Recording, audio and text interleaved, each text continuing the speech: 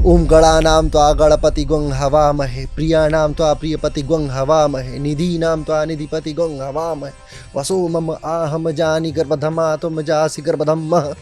ओम स्वस्ति न इंद्रो वृद्धस्रवाः।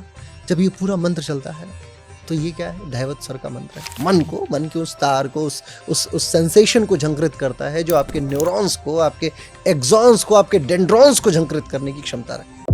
कितने परसेंट आप इन सब चीज़ों से सहमत हैं कि हाँ, योग किसी बीमारी को ठीक कर सकता है? योगा कर्मसु कौशलम, योग कर्म की कुशलता है।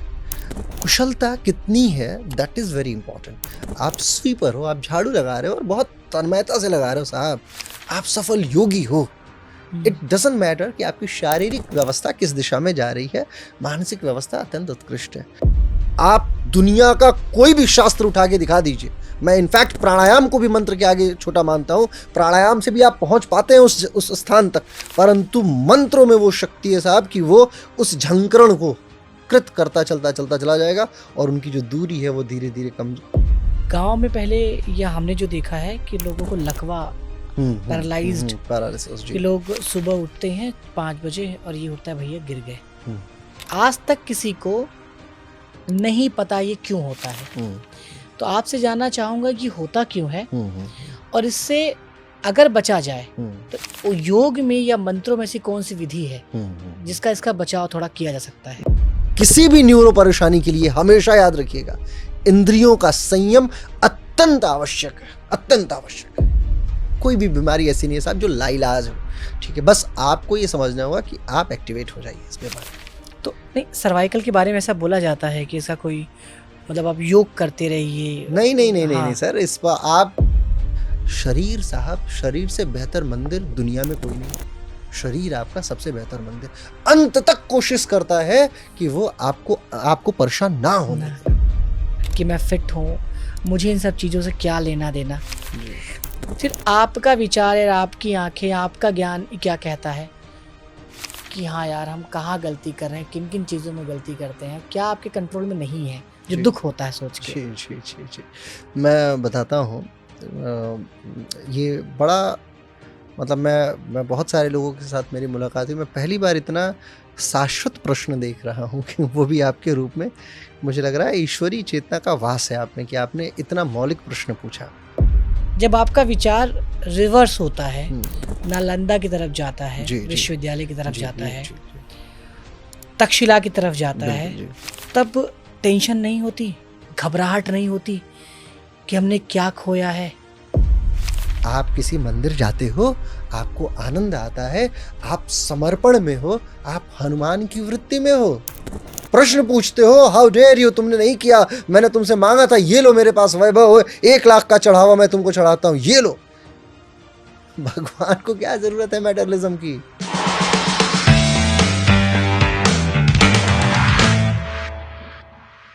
योग से अभी बहुत सारे लोग ये दावा कर रहे हैं कि वो बहुत गंभीर बीमारी ठीक कर लेते हैं, ठीक, या होता है। तो आप एक शिक्षक भी हैं और आप एक प्रतिष्ठित टीचर हैं योग के। आपके गूगल पे लगभग 700 से प्लस रिव्यू, वो भी 5 स्टार में है, बहुत बड़ी संख्या होती है। 6 भाषाओं के आप धनी हैं और देश में रहते हैं, और जहाँ तक है आप मैक्सिमम टाइम अपना वियतनाम में देते हैं और वहाँ योग सिखा रहे हैं। तो कितने परसेंट आप इन सब चीज़ों से सहमत हैं कि हाँ, योग किसी बीमारी को ठीक कर सकता है? देखें, योग में 2-3 विधाएं हैं, हमें ये समझना होगा।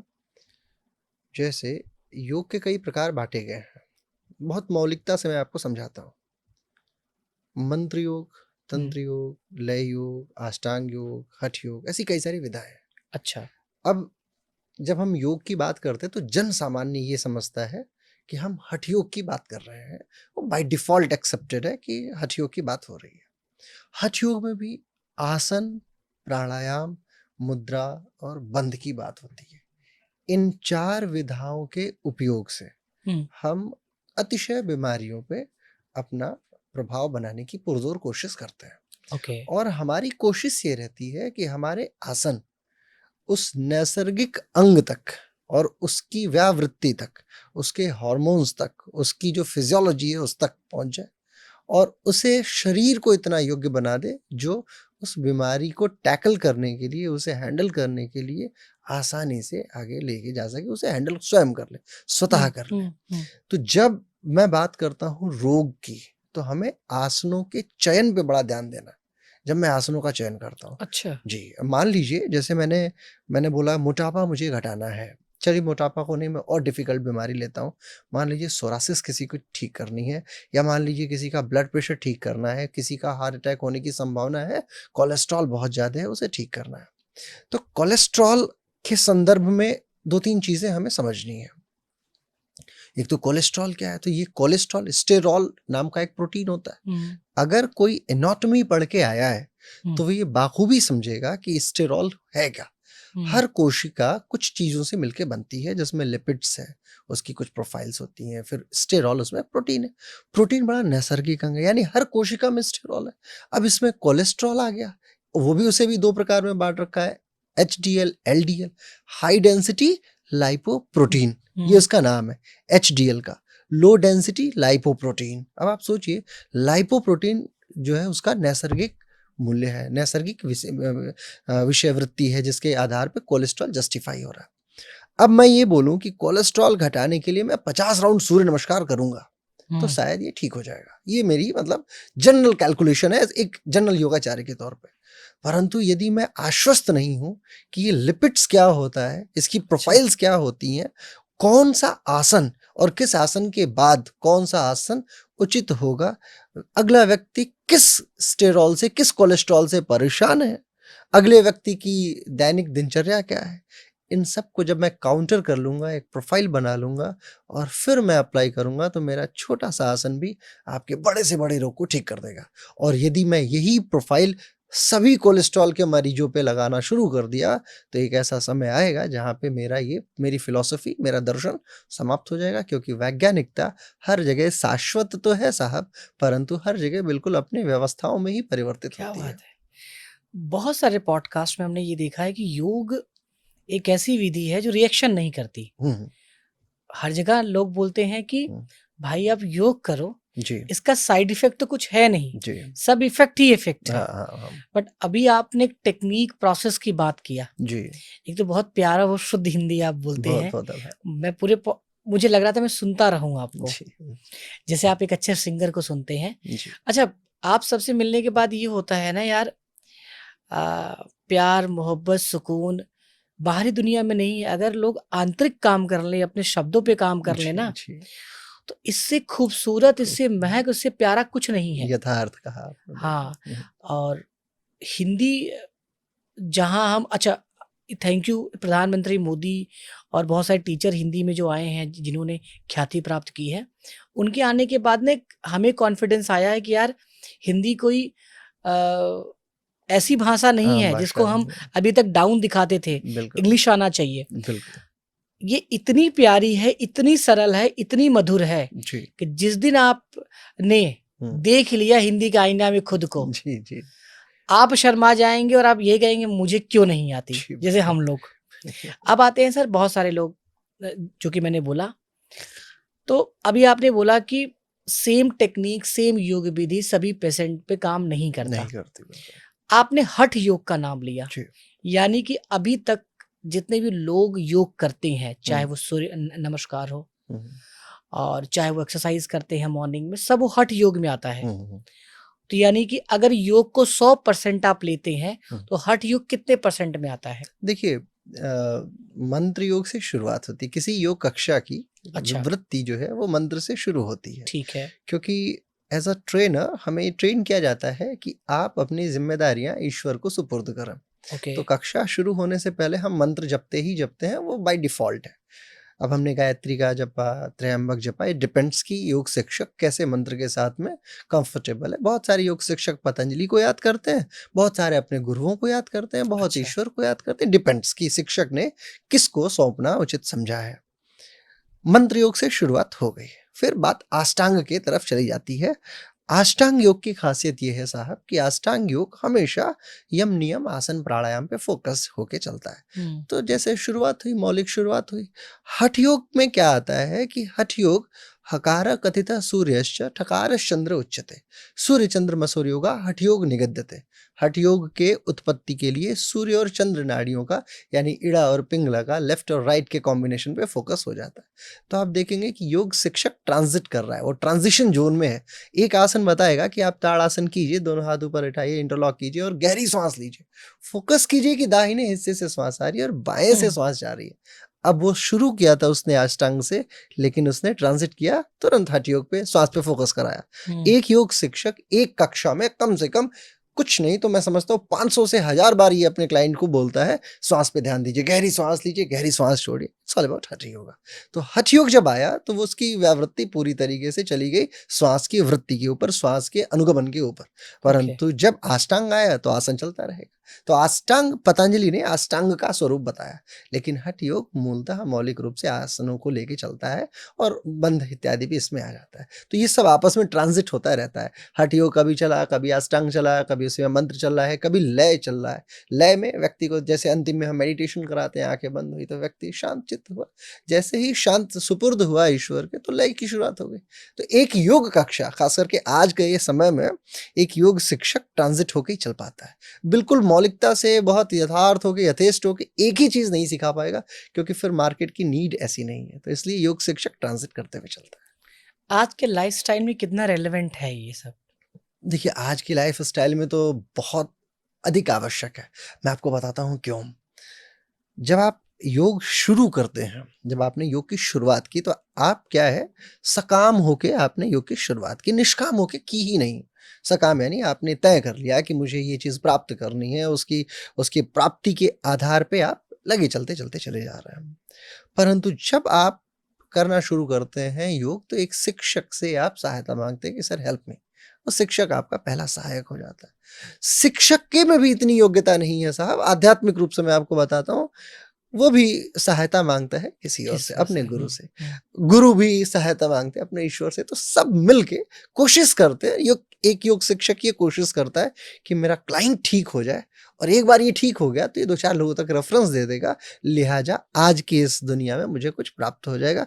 एक बड़ी सुंदर कहानी है कि समुद्र ने लूट लिया, कुछ पक्षी थे, उनके अंडों को उठा लिया। तो पक्षी क्या किया कि परेशान हुआ। वो पक्षी परेशान होने के बजाय जाके समुद्र से चोंच से पानी निकालता और पहाड़ी की दूसरी तरफ लाके फेंकना शुरू कर दिया। धीरे-धीरे कुछ पक्षियों ने देखा, मज़ाक उड़ाया, बोले मज़ाक नहीं, सहयोग कर सकते हो तो कर लो। वही सहयोग क्लाइंट माँगता है अपने शिक्षक से। कुछ पक्षियों ने सहयोग करना शुरू किया, सारे पक्षी धीरे-धीरे आने लगे। गरुड़राज भी जा रहे थे। गरुड़राज ने देखा, विष्णु के वाहन ने देखा कि ये पक्षियों का समूह क्या कर रहा है, तो उन्होंने भी कहा कि ठीक है, सहयोग कर सकते हो तो कर लो, मज़ाक मत उड़ाओ। सहयोग किया, और गरुड़राज जब आ गए तो विष्णु अकेले हो गए। विष्णु ने पता किया कि गरुड़राज कहाँ है, तो गरुड़राज तो उधर समुद्र सुखाने में व्यस्त है, तो स्वयं विष्णु को आना पड़ा। क्या बात कहने का मतलब ये है कि यदि आपकी भावनाएँ बहुत प्रबल हैं योग को लेके, और आप योग ही नहीं, हमारे योग में तो श्री कृष्ण गीता में कहते हैं कि योगा कर्मसु कौशलम, योग कर्म की कुशलता है। कुशलता कितनी है, दैट इज वेरी इंपॉर्टेंट। आप स्वीपर हो, आप झाड़ू लगा रहे हो और बहुत तन्मयता से लगा रहे हो साहब, आप सफल योगी हो। इट डजंट मैटर कि आपकी शारीरिक व्यवस्था किस दिशा में जा रही है, मानसिक व्यवस्था अत्यंत उत्कृष्ट है। कठौती में गंगा मन चंगा, कठौती में गंगा, आपने सुना। संत रैदास जूता सीते थे, है ना? उन्हें कभी वो हिमालय नहीं गए, कभी उन्होंने पूजा याचना नहीं की। लेकिन एक महिला आई रोते हुए, प्रभु मेरा मेरा कड़ा खो गया है। माँ, कड़ा खो गया? कहाँ है? गंगा माता को उन्होंने एज्यूम किया अपने कटौती के अंदर, उन्होंने कहा ये है क्या क्या तुम्हारा बात! कड़ा? और माता ने स्वीकार किया, हाँ यही है। लोग दंग रह गए। फिर लोगों ने कहा मन चंगा तो कटौती में गंगा, यानी he was perfect in his actions. वो अपने कर्म में कुशल थे। योगा कर्मशु कौशलम। और योगी हर व्यक्ति हो जाता है, फिर योग आनंददायी होता है, और फिर धीरे-धीरे सकाम हो या निष्काम हो, उसकी वृत्ति वहाँ तक ले ही जाती है। सकाम से निष्काम, निष्काम से सकाम, यही तो ट्रांज़िशन है और यही तो व्यवस्था है साहब। क्या बात है, शानदार! मंत्र योग की जो बात करते हैं, जैसे हम लोग जब पूजा पाठ में बैठे होते हैं, जी, मंत्रों का चयन, जी, अभी रुद्राभिषेक कराया था। बिल्कुल। तो जब गुरुजी मंत्रों का चैंटिंग कर रहे थे, जाप कर रहे थे, तो बड़ी असीम शांति मिल रही थी। मतलब आप मेडिटेशन में जाते हो, कभी दिमाग पास्ट में लेके जाता है, कभी फ्यूचर में लेके जाता है, तो क्या यही मंत्र योग है? देखिए, एक मंत्र है, बेसिकली ये स्वरों का विज्ञान है। अच्छा, स्वरों के विज्ञान में जैसे एक मंत्र है, अब ये अलग विज्ञान आ हाँ, गया। ये अलग विज्ञान है, थोड़ा सा इसमें हमें अच्छा, नया ठीक समझना है, होगा। ठीक है। ये है ओम गणानां त्वा गणपति गुं हवामहे, प्रियाणां त्वा प्रियपति गुं हवामहे, निधीनां त्वा निधिपति गुं हवामहे, वसो मम आहम जानि गर्भधमा त्वम जासि गर्भधम्मः, ओम स्वस्ति न इंद्रो वृद्धस्रवाः। जब ये पूरा मंत्र चलता है ना, तो ये क्या है, दैवत स्वर का मंत्र है। स्वरों की इसमें वृत्ति आती है। तो जब स्वर चलता है तो स्वर झंकृत करता है मन को, मन के उस तार को, उस सेंसेशन को झंकृत करता है जो आपके न्यूरॉन्स को, आपके एक्सॉन्स को, आपके डेंड्रॉन्स को झंकृत करने की क्षमता रखते हैं। कोई भी साहब, आप अभी नासा ने ये शोध किया था, आपके दर्शक भी इस बात को देखेंगे, ओम की जो ध्वनि है वो शाश्वत है, इतना इन लोगों ने सर्च करके प्राप्त किया। परंतु जिन मंत्रों को लिखा गया है वो सारे के सारे मंत्र शाश्वत है। अब इनकी शाश्वतता का मैं उदाहरण देता हूँ। गायत्री मंत्र का अर्थ आप तय कीजिए क्या है। ओम भूर्भुवः स्वः तत्सवितुर्वरेण्यं भर्गो देवस्य धीमहि धियो यो नः प्रचोदयात्। क्या अर्थ हुआ इसका? इसका अर्थ है उस प्राण स्वरूप, दुखनाशक, सुख स्वरूप, श्रेष्ठ, तेजस्वी परमात्मा को हम अपनी अंतरात्मा में धारण करें, वो परमात्मा हमें सन्मार्ग में प्रेरित कर दे। ये इसका अर्थ है। अच्छा, जस्ट थिंक अबाउट इट कि अर्थ इसका ये है। इसमें हमने कहीं गायत्री माता का नाम लिया नहीं, लेकिन मंत्र का नाम गायत्री मंत्र है। ऋग्वेद के शुरुआती मंत्रों में से ये आता है। आखिर ऐसा क्या है, इन शक्तियों का विवेचन क्या है? इसका नाम गायत्री, नाम कहीं गायत्री माता का नाम ही नहीं इसमें। अच्छा, इसमें ये भी बोला जाता था, मैं जी प्लीज, उसी में याद आया है कि जी। गायत्री मंत्र आप गलत उच्चारण नहीं कर सकते, ऐसा हमें बचपन में हाँ, सिखाया। ये बहुत, क्योंकि वैदिक मंत्र है, अच्छा। वेदों की व्यवस्थाओं में बहुत सारी चीजें हैं। लेकिन अदर देन दिस, अगर हम ये तय करते हैं कि मंत्रों का श्रवण हमारे मस्तिष्क पे क्या इम्पैक्ट डालता है, तो हमें एनाटॉमिकली इसे जस्टिफाई करना होगा। ब्रह्मवर्चस्व शोध संस्थान है हरिद्वार में, वहां ये शोध की गई और देखा गया कि अल्फा, बीटा और गामा रेज निकलती हैं हमारे शरीर से, हर समय निकल रही होती हैं। जब अल्फा, बीटा, गामा रेज निकल रही होती हैं और जब आप मंत्र बोलते हैं तो आपके विचार, आपकी ऊर्जा, आपका आवरा, आपकी एनर्जी तुरंत पॉजिटिवली चेंज होती जल्दी चली जाती है। अब आपको ये तय करना है। अच्छा, कुछ लोग बोल नहीं पाते हैं, तो इसके लिए पांडित्य की व्यवस्था है कि श्रवणार्थ भी अगर आप जाएंगे और यदि उच्च योगी पंडित है तो उसकी जो वाइब्रेशंस हैं, उस वाइब्रेशन से आपकी पूरी शरीर झंकृत हो जाएगी। मंत्रों का श्रवण इसलिए बड़ा आवश्यक है। घर में, जिसके आप सुबह बता रहे थे मुझे, जिसके भी घर में मंत्र बजता है, जो व्यक्ति मंत्र सुन रहा है, श्रवणार्थ अपने कार्यों में संलिप्त है, उसकी व्यवस्था, उसका आवरा इतना ओजस्वी हो जाता है, इतना पावरफुल हो जाता है कि उसे किसी अन्य विषय वस्तु की जरूरत ही नहीं। मैं आपको एक और उदाहरण बताता हूँ। एक अमेरिका में इस विषय में शोध हुई, मैसाचुसेट्स यूनिवर्सिटी ने इसका शोध प्रकाशित भी है रिसर्च गेट पे। उसमें ये है कि न्यूरो के पेशेंट्स के ऊपर मंत्रों का उपयोग किया गया और सिर्फ मंत्र स्नान इसे बोलते हैं हमारे अपनी भाषा में। मंत्र स्नान करा के साहब सिर्फ मंत्र बोले गए, यथार्थ मंत्र, यथेष्ट मंत्र बोले गए, और उन मंत्रों के श्रवण मात्र से उन डेंड्रॉन्स के अंदर होता क्या है, जब आप एनाटॉमी देखेंगे तो दो न्यूरॉन्स आपस में टच नहीं करते, उनके बीच में एक शून्य है जिसे हम परम शून्य बोलते हैं। स्पिरिचुअलिटी के हिसाब से परम शून्य बोलते हैं, एनाटॉमिकली भी हम उसे परम शून्य ही बोलते हैं। दो न्यूरॉन्स आपस में टच नहीं करते, अंतिम पॉइंट तक डेंड्रॉन्स, एक्सॉन्स तक आती है चीजें, लेकिन फिर भी एक गैप रह जाता है। जब ये गैप रह जाता है तो कोई भी सेंसेशन जो यहां से निकली वो बीच में जाती है हेलुसिनेशन की कंडीशन में, शून्यता में जाती है, और उस शून्यता के बाद दूसरे वाले तक ट्रांजिट होती है। तो जब कोई न्यूरॉन का पेशेंट है, जैसे आपने देखा होगा अल्जाइमर हो रहा है ना, डायमेंशिया हो रहा है, तो इसमें क्या होता है, इसमें ये गैप बढ़ता चलता चला जाता है और ये पूरा न्यूरॉन काला हो जाता है, ब्लैक हो जाता है, ब्लैकिश हो जाता है। तो जब ये मंत्र हम बोलते हैं ना, तो इसमें एक झंकरण होना शुरू होता है, ये न्यूरॉन झंकृत होना शुरू होता है।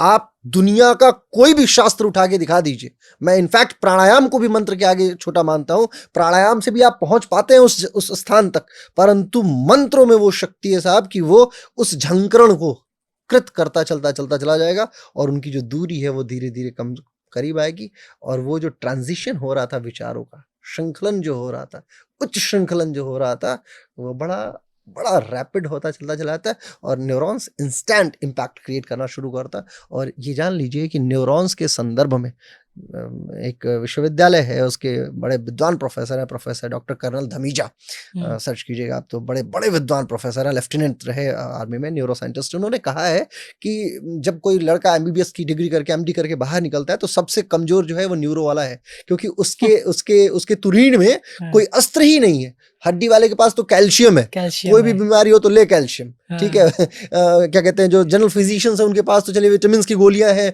उनके पास विभिन्न प्रकार की गोलियां, लेकिन इनके तुरीन में कोई गोली नहीं है, सारी चीजें हवा में ही मार रही हैं। ट्राई करने की अभी तक विज्ञान इस विषय में उतना उच्च नहीं हो पाया है, लेकिन हमारा मंत्र हमेशा से उच्च ही रहा है। आप क्या सोचिए, बात। अहिल्या को पत्थर बनाया और उसके बाद फिर मंत्रों की श्रृंखला से वापस उसे नारी बना दिया। आप कल्पना कीजिए, मंत्रों में बड़ी शक्ति है और योग में मंत्र सर्वश्रेष्ठ है। आप किसी भी योगी को देख लीजिए, एंड ऑफ द डे आसन करते करते करते करते वो मंत्रों तक पहुंच जाता है और वो बैठ के किसी मंत्र का जाप ही कर रहा है। अच्छा, अगेन अगेन हम इस पे आएंगे, ओम भूर्भुवः स्वः। जी, ये हमारे हिंदू धर्म में बड़ा बेसिक हर बेसिक बच्चों को मौलिक बताया मंत्र है। जाता है जी कि जी आप करो, जी, चैंटिंग करो इसका। बिल्कुल। जब आप अपने एसओएस कंडीशन में हो, विपरीत परिस्थिति में हो, जी तो भी लोग कहते जी हैं। जी, तो इस मंत्र का एक्चुअल वाइब्रेशन क्या है और ये कितनी बार करना चाहिए अच्छा और इससे इम्पैक्ट साइंटिफिकली क्या होता है? मैं आपको बताता हूँ। देखिए, जब मैं आपके स्टूडियो में एंटर कर रहा हूँ तो जो पहली सीढ़ी है जिसको मैं चढ़ के ऊपर जाने वाला हूँ, तो पहली सीढ़ी में दूसरी सीढ़ी में मौलिक अंतर क्या है? कुछ भी नहीं। वो ऑलमोस्ट सेम साइज का है, सेम शेप है। तीसरी वाले में कोई अंतर नहीं है, चौथी में कोई अंतर नहीं है। लेकिन अगर हम बहुत गौर से देखें तो उन्हीं सीढ़ियों पे पैर रखते हुए हम ऊपर जा रहे हैं। मंत्रों की व्यावृत्ति आपको ऊपर लेके जाती है। एक बार आपने बोला राम, अगली बार आपने बोला राम, तो ये दूसरी वाली सीढ़ी का राम है। 108वीं सीढ़ी तक पहुंचते-पहुंचते ये राम परिवर्तित हो चुका है और आपको ऊपर लेके आ चुका है। अब जब आप बोलते हैं कि भाई लगातार, ऐसा नहीं है कि कालिदास को समझाया गया कि राम, राम नहीं बोल पाते, कोई बात नहीं, मारा बोल दो। धीरे-धीरे आ ही जाओगे, उस टर्म्स में आ जाओगे। मैं माइक भी बोलता हूँ ना, अगर मैं ये माइक बोलता हूँ बार-बार और इसी का नाम जप कर रहा हूँ, तो ये मेरे अंदर एक वाइब्रेशंस क्रिएट करने की कैपेसिटी रखता है, अनटिल अनलेस इसमें बहुत शाश्वतता ना हो।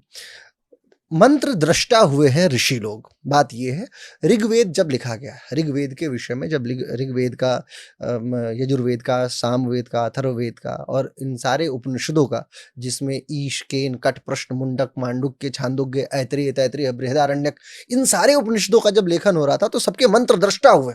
विश्वामित्र बैठे और बैठ के मंत्रों को देख रहे हैं, ठीक है। परिभाषा आती है मंत्र की, मननात् त्रायत इति मंत्र, जो मन का त्राण करे वो मंत्र है, ठीक है। इसी संदर्भ में ये मंत्र आता है गायत्री, जिसकी बात हम करने की कोशिश कर रहे हैं। अब बात ये आती है कि वैदिक काल के बाद उत्तर वैदिक काल एक आता है, जिसको इतिहासकार हे दृष्टि से देखते हैं, उत्तर वैदिक काल को, जहाँ पे बहुत सारी चीजें परिवर्तित हो गई, जहाँ पे पांडित्य कर्म जो है वो प्रॉफिटेबल होता चलता चला गया। लोगों को लगने लगा कि इट्स अ बिजनेस, जहाँ पे मैं स्कैरसिटी या डर क्रिएट करके मैं अपने प्रॉफिट को क्रिएट कर सकता हूँ। मैं इस बात को थोड़ा अन्य दृष्टि से देखता हूँ। मैं ये समझता हूँ कि ऋग्वेद तक जो चीजें थी, जिसमें ये कहा गया, जिसमें धुम्न के विषय में बात की गई, जिसमें धौ के विषय में बात की गई, जिसमें पृथ्वी के विषय में बात की गई, जिसमें प्रकृति के विषय में बात की गई, इतिहास भी इस बात को स्वीकार करता है, प्रागैतिहासिक काल, ऐतिहासिक काल इस बात को स्वीकार करता है कि इसमें ऋग्वेद की जितने भी मंत्र हैं, उन सारे मंत्रों में किसी दिव्य शक्ति से ये स्वीकृति मांगी जा रही है कि प्रभु, मैं आपके सामने नतमस्तक हूँ, आप मेरी गौवों की रक्षा कीजिए, मेरे खेत की रक्षा कीजिए, मेरे फल की रक्षा कीजिए, मेरा मतलब सब समाज जो है वो संतुलित हो सके। मैं आपको इसका थोड़ा अलग दृष्टिकोण देता हूँ साहब। जस्ट थिंक अबाउट इट, जिस समय अरस्तु की कल्पना नहीं थी, सोक्रेटिस की कल्पना नहीं थी, प्लेटो की कल्पना नहीं, प्लेटोनिक थियरीज नहीं थी, उस समय भी समाज की सबसे व्यवस्थित थियरी अगर कोई दे सका था तो वो था वेद। ये वो समय की बात है जिस समय आप कल्पना, सिंधु घाटी सभ्यता इत्यादि, ये तो बहुत बाद की चीजें हैं। उसके बहुत पहले भी कोई आके चला गया तो वो था वेद। और ये तो वो चीजें जो हमारे सामने अभी उपलब्ध है। उन वेदों के काल के समय वो कालखंड था जिसमें राम भी हुए, उसके कालखंड में कृष्ण भी हुए, तो अभी तो इनकी भी ग्रंथों का विवरण होना चाहिए। जब मैं मंत्रों की बात करता हूँ, वैदिक मंत्रों की, तो हमें ये बात स्वीकार कर लेना है, हर मंत्र दृष्टा ने अपना पूरा जीवन लगाया तो कुछ प्राप्त किया। क्या बात है। और एक एक जो प्राप्त किया, आई थिंक आपको ब्लाइंडली इस पे बियॉन्ड क्वेश्चन, आपको ब्लाइंडली, जैसे आपके पिताजी ने बोला कि ये क्या है, अगर मैंने ये जाना कि ये माइक है, मैंने क्यों जाना कि ये माइक है, क्योंकि आपने मुझे बताया, मैंने अपने बताया, अपने हाँ। अदर देन दिस, अगर आप मुझे ये बता दें कि ये जूता है, तो हो सकता है मैं जूता बचपन से जानता तो इसको जूता ही बोलता, क्योंकि मेरी दृष्टि जो है उतनी ही देख सकती है, संकुचित है। बहुत सारी चीजें मेरे सोचने समझने की क्षमताओं के बाहर की चीज है। तो मैं यदि मंत्रों के तारतम्यता में अगर उसके एक एक शब्द का विवेचन करूंगा, तो आप समझ के ऐसे चलें कि आपकी मानसिक वृत्ति जो है उस बात को आपको लगा कि अच्छा साइंटिफिकली सोच पाएंगे आप। एक और उदाहरण आपको देता हूं, फिर आप अच्छे से समझ पाएंगे, आपकी जनता भी समझ पाएगी। प्लेटिनम इरिडियम की एक छड़ है, फ्रांस में एक जगह स्टेपेज, वहां पे प्लेटिनम इरिडियम की एक छड़ है। आप इंजीनियर है इसलिए आप ये बात अच्छे से समझेंगे। वो तकरीबन 91, 92, 63, 17, 70 बार कंपन करती है। वो मानक समय अंतराल 1 सेकंड कहलाता है। यही है ना सेकंड की परिभाषा। अब इसी को अगर मेरे से कोई, मैं इस बात को भूल जाता हूँ कि वैज्ञानिकों ने क्या बताया, अब मेरे से कोई पूछे कि पंडित जी या योगाचार्य जी आप बताएं कि क्या है सेकंड की परिभाषा क्या है, तो मैं तो दार्शनिक व्यू से बताऊंगा आपको। मैं बताऊंगा पल के झपकी नहीं, और जितने में पूरा ब्रह्मांड इधर का इधर हो जाए, वो है सेकंड की परिभाषा। तो मेरी परिभाषा आपको लगेगा यार नहीं नहीं नहीं यार, ये मजा नहीं आया, आप समझ रहे हो, किक नहीं मिली मेरे को इस बात में। लेकिन जैसे ही मैंने प्लेटिनम इरिडियम 2 शब्द जोड़ा और ये बोल दिया 91, 92, 63, 17, 70 बार कंपन करेगी वो छड़, वो मानक समय अंतराल 1 सेकंड कहलाएगा, तो आपको नहीं नहीं ये बात शाश्वत है। अदर देन कि आपको मैं ये भी नहीं याद होगा कि वो 91 खरब था, अरब था, करोड़ था, लाख था, हजार था, उससे कोई लेना देना नहीं। सुन के श्रवणार्थ अच्छा लगा, वो आपके मस्तिष्क को ऐसा लगा कि अच्छा नहीं, I think it is scientific. तो हमारा दिमाग अपनी व्यवस्थाओं में बधा हुआ है, हम एक जोन में बांधे जा चुके हैं लॉर्ड मैकाले की प्रतिभूतियों से। हमारे पहले के पूर्वज जो थे वो बधे नहीं थे, वो सब अनन्य सोचते थे, गुरु ने कह दिया कि ये यही ठीक है, स्वीकृति वही आवृत्ति बनती थी। आज आवृत्ति पहले बन जाती है, स्वीकृति बाद में बनती। तो हमें ये चीजें स्वीकार करनी। जी थोड़ा न्यूरो पे आते हैं। जी प्लीज। आपने ये कहा कि ऐसी कितनी बीमारियां हैं जो उससे शुरुआत होती हैं हमारे न्यूरो से, और ऐसी कितनी विधि हैं हमारे पास जो किसी एसओएस में कोई ना पहुंचे, कोई ऐसी स्थिति में ना पहुंचे। गांव में पहले या हमने जो देखा है कि लोगों को लकवा, पैरालाइज्ड, पैरालिसिस कि जी। लोग सुबह उठते हैं 5 बजे और ये उठता है भैया गिर गए, उनको हॉस्पिटल लेके जाया जाता है। राइट। ये हमने अपने घर में 2-3 केसेस देखा है। जी जी। मैं बचपन में सोचता था कि इसके पीछे क्या रीजन है, कि हवा मार दादाजी दी जिसे। हवा, हाँ, कि दादाजी, अच्छा किसी ने मुझसे बोला कि वो जनेऊ नहीं लिए इसलिए शायद हो गया होगा। आज तक किसी को नहीं पता ये क्यों होता है। तो आपसे जानना चाहूंगा कि होता क्यों है, और इससे अगर बचा जाए तो योग में या मंत्रों में से कौन सी विधि है जिसका इसका बचाव थोड़ा किया जा सकता है। देखिए मैं चूंकि आपके पॉडकास्ट को बड़े सारे साइंटिस्ट भी देखेंगे, तो मैं साइंटिफिकली इसका उत्तर देता हूँ। It's all about neurons. आप अब इसे योग ने कैसे परिभाषित किया वो मेरा विषय है, वो मैं आपको बताता हूँ। होता क्या है साहब कि जब एक व्यक्ति अपने इंद्रियों के संयम पे कार्य नहीं कर पाता, इंद्रियों को संयमित नहीं कर पाता, तो अनपेक्षित विचार मस्तिष्क में जाना शुरू कर देता। इंद्रियां मतलब हमारे, इंद्रियां का मतलब मैं हाँ। बताता हूँ, इंद्रियों का मतलब जैसे कर्म इंद्रिय और ज्ञान इंद्रिय, 2 हिस्सों में हम बांटते हैं। तो जो जिनसे हमारे अंदर ज्ञान का अनुभव होता है, फॉर एग्जाम्पल आंखें हैं, बहुत महत्वपूर्ण है, कर्ण पल्लव है, बहुत महत्वपूर्ण है, नासा छिद्र है, नासाग्र है, इसके द्वारा भी जाती है। हमारे सुचिता पूर्वक जो ये स्किन्स है, इसके माध्यम से भी जाता है, और जिह्वा के माध्यम से भी इंट्यूशन, इल्यूजन हमारे मस्तिष्क में जाता है। ठीक है। अब आप सोचें, सारी इंद्रियां अलग अलग समय में अलग अलग वेग से आपके मस्तिष्क में प्रभाव डालती है, अलग अलग वेग से। फॉर एग्जाम्पल हम यहाँ बैठे हुए हैं और पीछे से कोई चिल्लाना शुरू करे सांप सांप सांप, तो आपके कान ने आपके मस्तिष्क को एक विचार भेज दिया कि सांप है। तो मस्तिष्क उसी क्षण आपको आदेशित करेगा कि इस बात को वेरीफाई करो, सांप है या नहीं है। हाँ। और आपकी आंखें तुरंत लग जाएंगी, तुरंत आप गर्दन घुमाना शुरू करेंगे, क्योंकि मस्तिष्क ने आपके मेरुरज्जु को, स्पाइनल कॉर्ड को भी एक्टिवेट किया कि गर्दन को घूमने का मौका दिया जाए और तुरंत जस्टिफाई किया जाए कि क्या वास्तव में सांप है। और आप देखेंगे सांप रहेगा तो आपके पद भी एक्टिवेट हो जाएंगे और आप तुरंत यहां से बाहर बहिष्कृत होंगे। परंतु उसी क्षण यदि आप सुने नहीं और आपकी आंखों ने देख लिया सांप, तो हो सकता है आप और तीव्रता से भागे बिना किसी इंट्यूशन के, तुरंत एक्टिवेट हो जाएगी शरीर। अब यहां दिमाग के सोचने का समय कम हो गया, मेरुरज्जु ने जल्दी एक्शन लिया। गर्म तवे पे हमने हाथ रखा, हमारा हाथ बहुत तीव्रता से पीछे आया। हम बाइक चला रहे हैं, कीड़ा उड़ता हुआ आया और आंखों के बिल्कुल करीब पहुंच गया और हमारी आंखें तुरंत बंद हो गई। मतलब वो टच करता उसके पहले ही बंद हो गई हमारी आंखें और वो आंख के ऊपर लड़के नीचे गिर गया। ये सब किसने किया?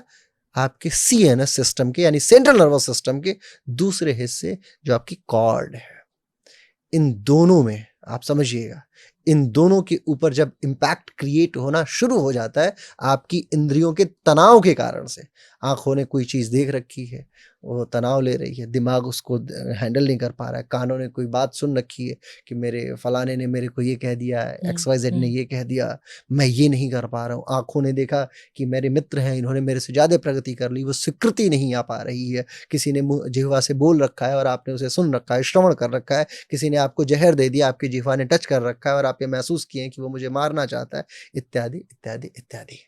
बहुत सारी चीजें। जब मस्तिष्क इस बात को स्वीकार करते हुए छोड़ दे और कॉर्ड उसका जोर लेने लग जाए, जनरली कॉर्ड नहीं लेती साहब, ये बात समझिएगा आप। कॉर्ड जो है, यानी आपकी जो स्पाइन की जो हड्डियां हैं विभिन्न प्रकार की, सर्वाइकल है, थोरासिक है, लंबर है, सैक्रम है, कॉक्सिक्स है इत्यादि, उसके इधर एक बीच में एक रस्सी भी झूल रही है जो आपके मेडुला ऑब्लंगाटा से मिलके लटकी पड़ी है और उससे बहुत सारे तंतु निकले हुए हैं, तार निकले हुए हैं।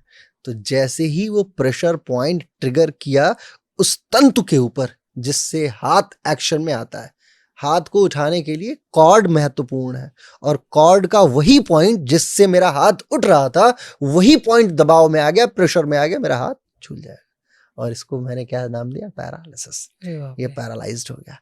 मौलिक कारण क्या था? हमारी इंद्रियां। तो किसी भी न्यूरो परेशानी के लिए हमेशा याद रखिएगा, इंद्रियों का संयम अत्यंत आवश्यक है, अत्यंत आवश्यक है। अगर आपने इंद्रियों को नहीं कंट्रोल किया तो आप किसी ना किसी बीमारी से कटित परेशान होने वाले हैं। इसलिए बड़ा बोला जाता है कि आनंद की सारी प्रतिभूतियां आपको स्वीकार करते रहना चाहिए। आवश्यकता पड़े तो कभी थोड़ा सा परफ्यूम लगा लीजिए, खुशबू आएगी तो नाक आनंदित है, समझ रहे हैं आप। कभी आपने कोई चीज अच्छी मूवी देख ली तो आपकी आंखें आनंदित है, आपने अच्छा संगीत सुन लिया तो आपके कर्ण पल्लव आनंदित है, कुछ किसी को आपने मोटिवेट कर दिया और आपको आत्म सेटिस्फेक्शन हुआ तो आपकी जिह्वा आनंदित है, कुछ अच्छा खा लिया तो जिह्वा आनंदित है। इट्स ऑल अबाउट, मतलब लौकिक आनंद के इतर। आध्यात्मिकता में जाना तो आपको ये भी कंट्रोल करना पड़ेगा, लेकिन अगर आपको लौकिकता में बीमारी रहित होना है तो you have to accept it कि ये थोड़ी बहुत आनंद में रहे, हमेशा तनाव में ना रहे। और इसके देखिए, आंखों का तनाव तो दिख जाएगा, आंखों के नीचे डार्कनेस, ये सीलियरी मसल्स जो है ये हमेशा खिंची हुई रहेंगी, भ्रुकुटियां ऊपर की तरफ रहेंगी, आपके मस्तिष्क के ऊपर एक सीलन दिखाई देगा, लेकिन कर्ण पल्लव के प्रेशर को आप नहीं महसूस कर पाएंगे, जिह्वा के प्रेशर को आप नहीं महसूस कर पाएंगे, आप स्किन के प्रेशर को नहीं महसूस कर पाएंगे।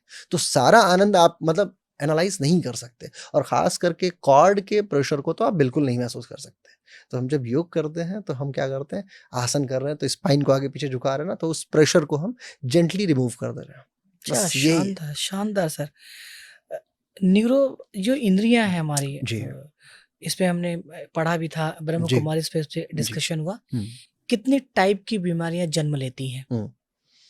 देखिए, इसका संयम न जो नहीं रखते, क्योंकि इस पे कंट्रोल किसी का नहीं है, तो हर व्यक्ति कहीं ना कहीं। मैं इसका उत्तर देता हूं आपको। डिजीज एंड डिसऑर्डर्स, ये दो विषय वैज्ञानिकों ने स्वीकार किया। ठीक है। आध्यात्मिकता तो रोग ही मानती है, एक ही शब्द में कंप्लीट कर देती है, रोग इज रोग। लेकिन डिजीजेस एंड डिसऑर्डर्स में हमने वैज्ञानिकों ने, आधुनिक वैज्ञानिकों ने बांट रखा है। और ऐसी कोई बीमारी नहीं है जो इंद्रियों के द्वारा ना हो। सारी बीमारियों का कारण इंद्रियां है, सारी बीमारियों का कारण इंद्रिय। अच्छा। हाँ, A to Z। आप मेरे को एक भी नाम बताओ कि साहब इस बीमारी ये तो नहीं होती इंद्रिय से, मैं बता दूंगा कि क्यों नहीं। सर्वाइकल तो ये होता है कि आप ज्यादा मोबाइल देखते हैं, सर्वाइकल बोला जाता है, लाइलाज बीमारी देखिए, है। सर्वाइकल लाइलाज नहीं है, सर्वाइकल स्पॉन्डिलाइटिस। सर्वाइकल एक हड्डी का नाम है, रोग का नाम नहीं है। सर्वाइकल एक समुच्चय है। हाँ, हमारे पास हड्डियों का समुच्चय, इधर से 6 हड्डियां हैं हमारी, 1 से लेकर 6 तक, तो उसका समुच्चय है साहब। स्पॉन्डिलाइटिस बीमारी का नाम है। आइटिस शब्द किसी भी, ये बहुत मौलिक बात है, बहुत इंपॉर्टेंट। आइटिस शब्द किसी भी बीमारी के अंत में आ रहा है, यानी वहां वात रोग, वहां इन्फ्लेमेशन है, आकाश तत्व की वृद्धि है। अच्छा। हाँ, आइटिस। अब आप मेरे को आइटिस के रोग गिनाइए, स्पॉन्डिलाइटिस हो गया, हम्म, मेनिंजाइटिस दूसरा हो गया, हम्म, साइनोसाइटिस तीसरा हो गया नाक का। ये जितने भी आइटिस वाले रोग आ रहे हैं, ऐसे मैं सैकड़ों गिना दूंगा। हम्म, रॉस एंड विल्सन की एक एनाटॉमी की किताब है, उसमें तो इस तरीके का पूरा वर्णन दिया हुआ है। तो आइटिस वाले जितने भी रोग हैं उस सब जगह इन्फ्लेमेशन है। और हम्म, ऐसा कौन सा इन्फ्लेमेशन है जो इंद्रियों के कारण ना होता? भाई सर्वाइकल हो रहा है यानी आप सो नहीं अच्छे से पा रहे हैं। आपने अपने आनंद के लिए, अपने स्किन के आनंद के लिए, अपने शरीर के आनंद के लिए मोटा सा गद्दा लगा रखा है। अब मोटे से गद्दे पे बिल्कुल आनंददायी तकिया, तो आप जैसे सोते हैं तो आपके इस हिस्से का वजन नीचे हो गया, पेट का वजन थोड़ा ऊपर रहा, पीठ का नीचे हो गया, गर्दन नीचे, यानी आप इस तरीके से एक वेव फॉर्मूले में आप सो रहे हैं। सोना किस पे था? आपको हार्ड सरफेस पे, आप सो गए उसके ऊपर। उसके बाद फिर गर्दन, दिन भर आपकी गर्दन ऐसे मोबाइल को यूज की जा रही है। तो ये मोबाइल जो यूज हो रहा है ये भी तो एक लौकिक आनंद ही है। क्यों नहीं इन्वॉल्व है इसमें? इसमें सारी आपकी सारी जितनी की जितनी इंद्रियां सारी इन्वॉल्व है ऐसा। अच्छा, जो आपका दूसरा वर्णन है कि क्या लाइलाज है स्पॉन्डिलाइटिस, ऐसा नहीं है। कोई भी बीमारी ऐसी नहीं है साहब जो लाइलाज हो। ठीक है, बस आपको ये समझना होगा कि आप एक्टिवेट हो जाइए इस बीमारी के लिए। तो नहीं, सर्वाइकल के बारे में ऐसा बोला जाता है कि ऐसा कोई, मतलब आप योग करते रहिए। नहीं नहीं नहीं नहीं नहीं हाँ, सर, इस पर आप, ये तो योग शिक्षक, मतलब मैं तीनों लेवल के आचार्यों को जानता हूँ, जो योग ट्रेनर है, टीचर है, थेरेपिस्ट है। कोई ऐसा नहीं बोलेगा कि क्या कहते हैं सर्वाइकल स्पॉन्डिलाइटिस ठीक नहीं होती 100%। हाँ, अंटिल अनलेस डिस्क बल्ज होके बिल्कुल बल्ज बाहर ना चला गया। मैं आपको समझाता हूँ उसकी भी एनाटॉमी क्या है। हाँ, क्योंकि ये बहुत मौलिक बीमारी है। बहुत बड़े लोग, मात्रा में लोगों को, मुझे लगता है हर 10 में से 4 लोग ग्रसित हैं। बिल्कुल बिल्कुल, जो कंप्यूटर चला रहा है, जो मोबाइल हाँ, चला रहा हाँ। है, जो लिखने पढ़ने वाला तो बच्चा क्या है। ये डिप्रेशन से भी होता है? मैं बताता हूँ हाँ, इसके सारे कारणों को, मैं बताता हूँ। होता क्या है कि सुपीरियर वेना कवा, हमारी जो महत्वपूर्ण आपकी वाहिका है, नस है, जिसके माध्यम से खून जा रहा है, वो भी इसी के पास से गुजर रही है। इसके बाद एक यहाँ होती है स्टर्नोक्लीडोमास्टॉइड, एक मसल्स है, मांसपेशी है। ट्रेपेजियस मसल्स है, मांसपेशी है, क्लेविकल हड्डी है। इन सब के समुच्चय से, इन सब के प्रभाव से एक रोग जन्म लेने की संभावनाएं बढ़ जाती है, जिसका नाम है स्पॉन्डिलाइटिस। 4-5 चीजें इसमें महत्वपूर्ण है, मैंने आपको नाम बताया। सुपीरियर वेना कवा का रक्त प्रवाह, यानी कि जो आपके शरीर की सबसे मोटी, मतलब सबसे महत्वपूर्ण नस है, जो आपके हृदय से रक्त को मस्तिष्क तक ले जाती है। अब आप तनाव में हैं तो खून तेजी से आएगा जाएगा, तो एक तो कारण ये भी बना, ये एरिया परेशान हो गया। ये एरिया परेशान हुआ, जाहिर सी बात है कि आपकी ट्रेपेजियस और स्टर्नोक्लीडोमास्टॉइड मसल्स, मांसपेशी भी परेशान हो जाएगी। तो क्लैविकल के अंदर खिंचाव आएगा, ये हमेशा खिंची रहेगी, या ऐसे रहेगी, या ऐसे रहेगी नीचे। तो ये आपके आपके सर्वाइकल के अस्थि को जबरदस्ती खींच के रखेगी। अब जब खींच के रखेगी तो हर एक वर्टिब्री के मध्य में एक गद्दा होता है। मतलब गद्दे को सामान्य अर्थ में मैं बता रहा हूँ कि वो गद्दा होता है। अदर देन दिस हम उसे क्या बोलते हैं कि वो स्पंज टाइप का है, जिसको पल्पस भी बोला जाता है। तो जब उस पे जर्क आया, उसके अंदर से, उसके पास से जो वाहिका निकल रही है हमारी, जो कॉर्ड निकल रही है, तो क्या होगा, वो पल्पस जो है वो थोड़ा सा ब्रस्ट कर जाता है। ब्रस्ट कर गया तो उसका जो मेन जो मॉड्यूलस है, जो अंदर का पल्पस है, वो बाहर टच करता है। और बाहर की वाहिका को जब वो टच करने लगता है तो पेन आना शुरू हो जाता है, न्यूरॉन्स का पेन आता है। तो हमें ये लगता है कि सर्वाइकल हो गया, फिर हम गर्दन ऐसे करते हैं, पीछे करते हैं। अब इसका इलाज क्या है वो मैं आपको बताता हूँ। गर्दन की स्थिति आपको समझना होगा। पहले तो आपके लाइफ स्टाइल, हम योग में क्या मानते हैं कि आधी से ज़्यादा चीज़ें हमारी वो लाइफ स्टाइल जनित हैं। हम किस कुर्सी पे बैठ रहे हैं, जैसे मान लीजिए मैं इस सोफे पे बैठा, तो जब मैं यहाँ बैठा हूँ तो यहाँ मेरी कुछ वाहिकाएं दबी हुई हैं। अब वो कितने दबाव में है, जैसे हमारी जो मेजर नर्व जो यहाँ से निकलते हुए आ रही है और पीछे तक जा रही है, वो उसके ऊपर प्रेशर कितना है, दैट इज ऑल्सो इम्पॉर्टेंट। तो रक्त का प्रवाह नीचे जितना हो रहा है, क्या उतना ही ऊपर आसानी से हो पा रहा है, या खून को बहुत ताकत लगानी पड़ रही है ऊपर नीचे जाने के लिए। एक तो ये हो गया। शयन करते समय हम कितने प्रेशर में हैं, वो हो गया। मोबाइल का प्रयोग, झुकना, गर्दन को झुकाना, ये बड़ा महत्वपूर्ण है। अब सर्वाइकल होने का मौलिक कारण हमें पता चल गया। इलाज क्या है, कैसे ठीक कर सकते हैं?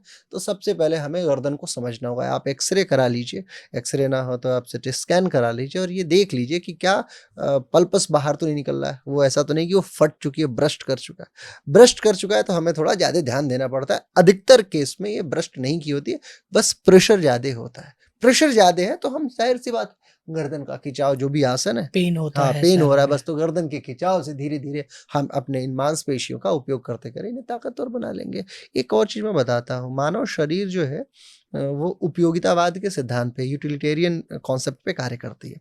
हमने अपने मांसपेशियों का अतिशय उपयोग जिन मांसपेशियों का कर रखा है, वो हाथ की उँगलियाँ हैं, कई बार पैर है, पिंडलियाँ हैं, लेकिन हमारे पास गर्दन की उपयोगिता है, इन मांसपेशियों की उपयोगिता में इनको हमने कभी ऐसे नहीं। अच्छा एक बात बताइए, जब आप बैठते हैं तो आप बैठ गए, खड़े होके वॉक करते हैं तो आपका पैर ऐसे वॉक करता है।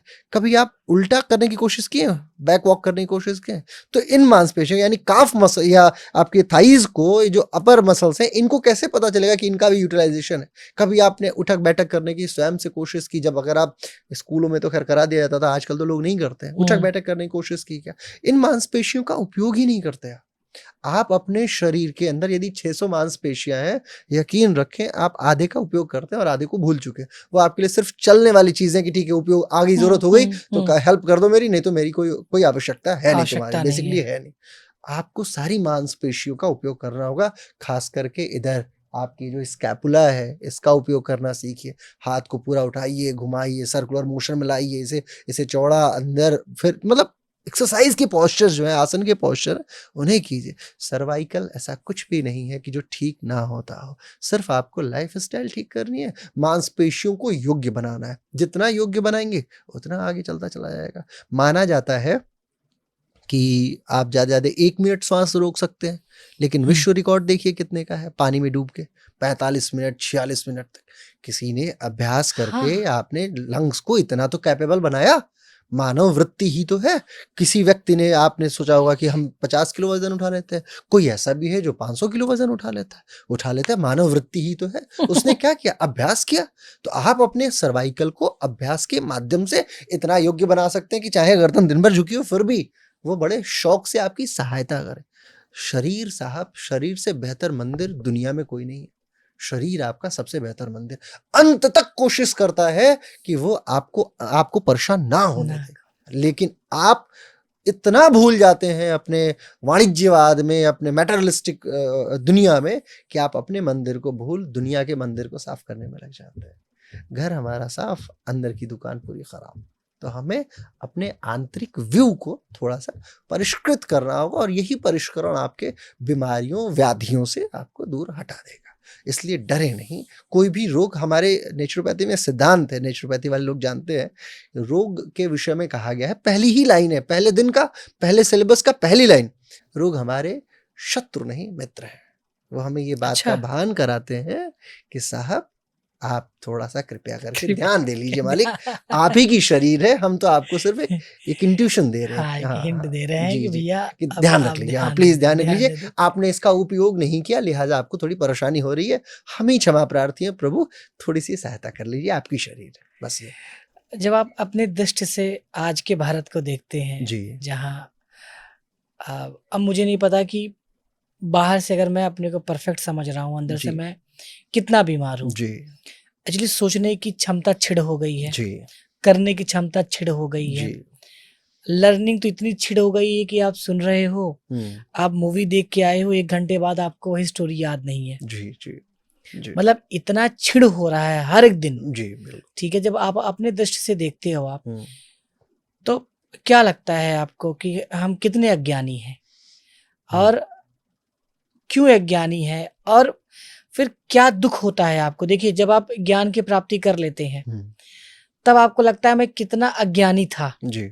या कितना अज्ञानी हूँ अभी। जी, जी, जी, क्योंकि बिल्कुल। जितना ज्ञान बढ़ेगा उतना आपको लगेगा मैं अज्ञानी हूँ, क्योंकि आप एक डिवाइन शक्ति के साथ कनेक्ट हो जाते हैं। कल जी, एक मूवी देखा मैंने सर, जी, नरसिम्हा, हर जी, किसी को देखना चाहिए। जी, सो उसमें हिरण्य कश्यप का था, जब लास्ट में दिखाया जी।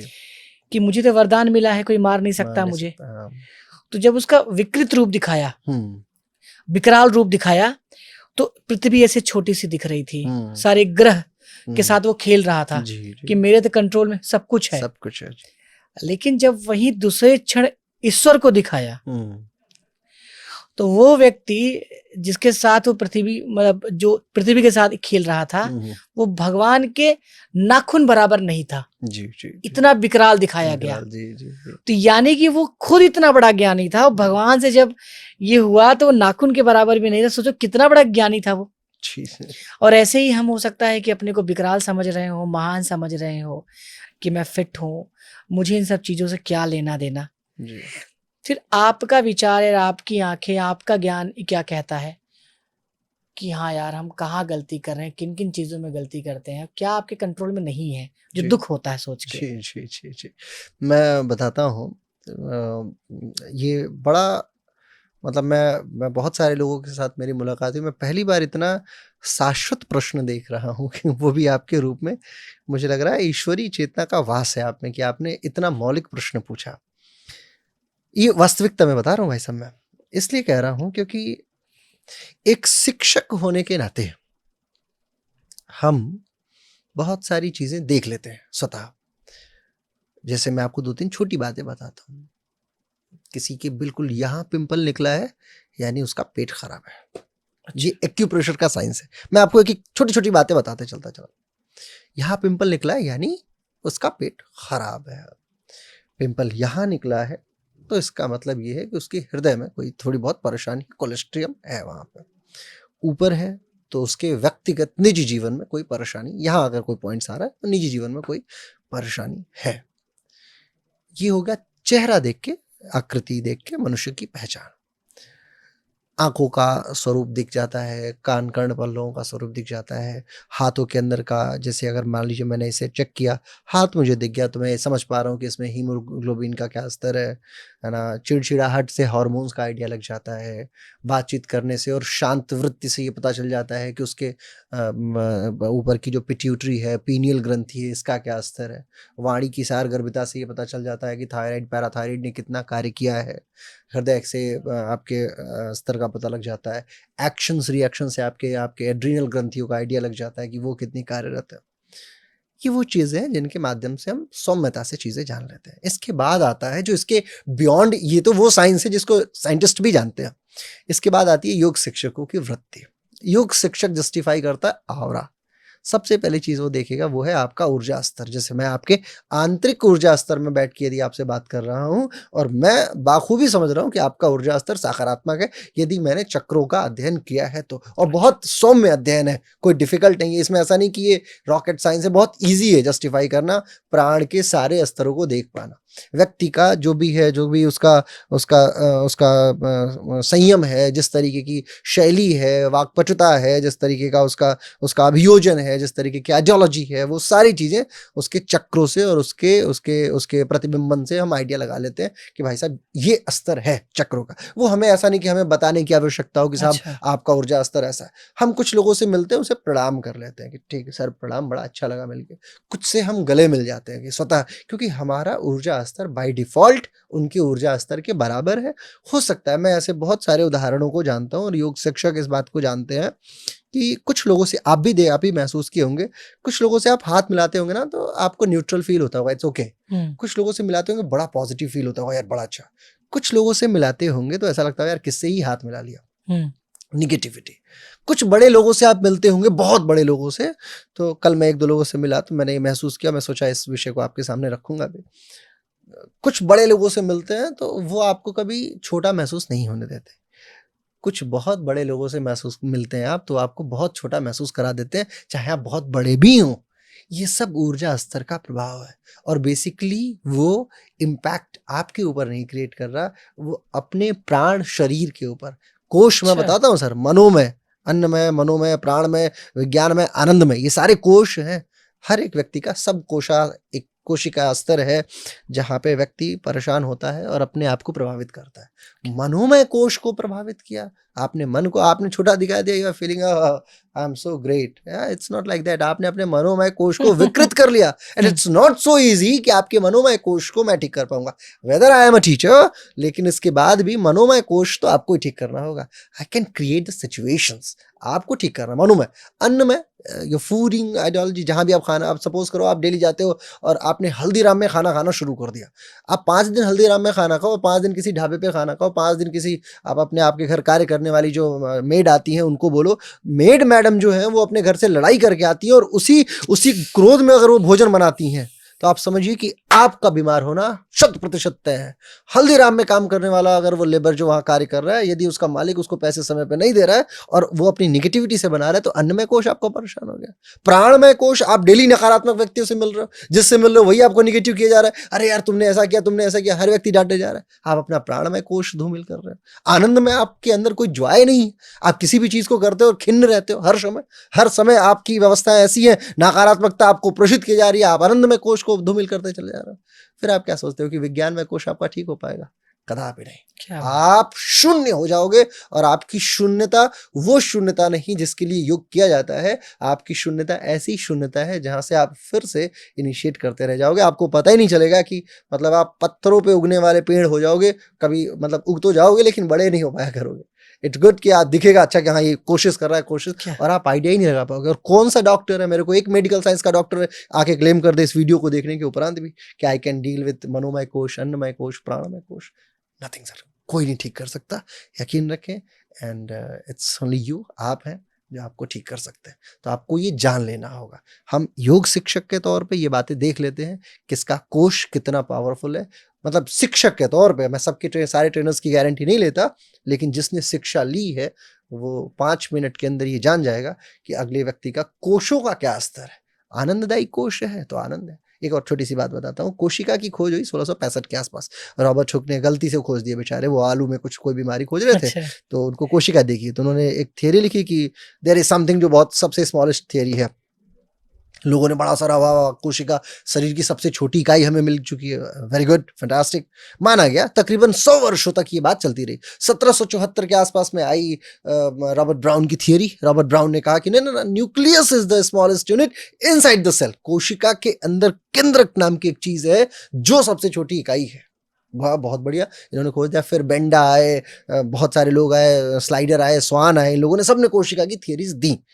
आप सोचो, कोशिका, कोशिका के अंदर न्यूक्लियस, न्यूक्लियस के अंदर न्यूक्लियाई, न्यूक्लियाई के अंदर डीएनए, डीएनए आरएनए जो वो है क्रोमेटिन, क्रोमेटिन माटा, मतलब सूक्ष्मता की अतिशय मात्रा तक आप पहुंच चुके हो। एंगस्ट्रॉम -10 होता है, -10 से कम 10 बार आप -10 में पहुंच चुके हो, यानी 10 गुना ज्यादा तक आप सूक्ष्मता को ढूंढ चुके हो। यत पिंडे तत् ब्रह्मांडे, जैसा ब्रह्मांड है वैसा ही पिंड है, शरीर है। तो आप उस सूक्ष्मता की 1000वीं इकाई पे जाओगे तो आपका मनोमय कोश आपको मिलेगा। क्या बात तो विज्ञान तो सिर्फ अभी, जब आप सोचो ये 1665 चल रहा है, मैं रॉबर्ट ब्राउन हूं, तो आपको लगेगा ना कि रॉबर्ट ब्राउन ने खोजा है तो कोशिका ही सबसे छोटी इकाई होगी। अब चलो एज्यूम करो 100 साल बाद रॉबर्ट ब्राउन हूं मैं, और मैं कहता हूं कि ये न्यूक्लियस सबसे छोटी है, मैंने खोज दिया। आप कह रहे हो, फिर मैं एक योग शिक्षक को कहता हूं नहीं नहीं सर 1000वीं इकाई तक है मनोमय, आप बोलोगे नहीं नहीं रॉबर्ट ब्राउन सर ने कहा है कि न्यूक्लियस सबसे छोटी इकाई है। फिर 100 साल बाद आता हूँ, न्यूक्लियाई आती है, फिर 100 साल बाद आता हूँ, डीएनए, क्रोमेटिन, क्रोमेटिन माटा, यानी सूक्ष्मता तो होती जा रही है।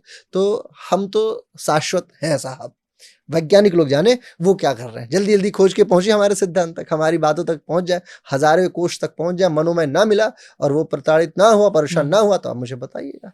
तो शिक्षक के तौर पे हम ये चीजें जानते हैं, और हम अपने गुरुओं पे, अपने ईश्वर पे, सब पे व्यापक भरोसा किए हुए।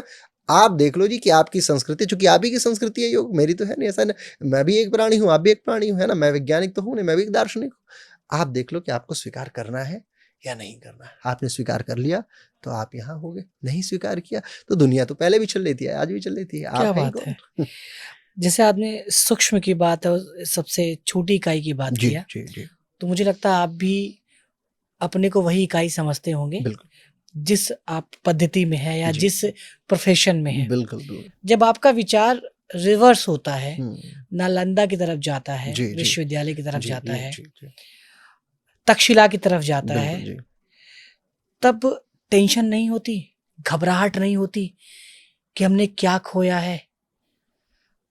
मुझे लगता है कि अगर वही भारत होता तो ना तो एक व्यक्ति का पेट बाहर होता, जी ना इतनी सारी चीजें होती।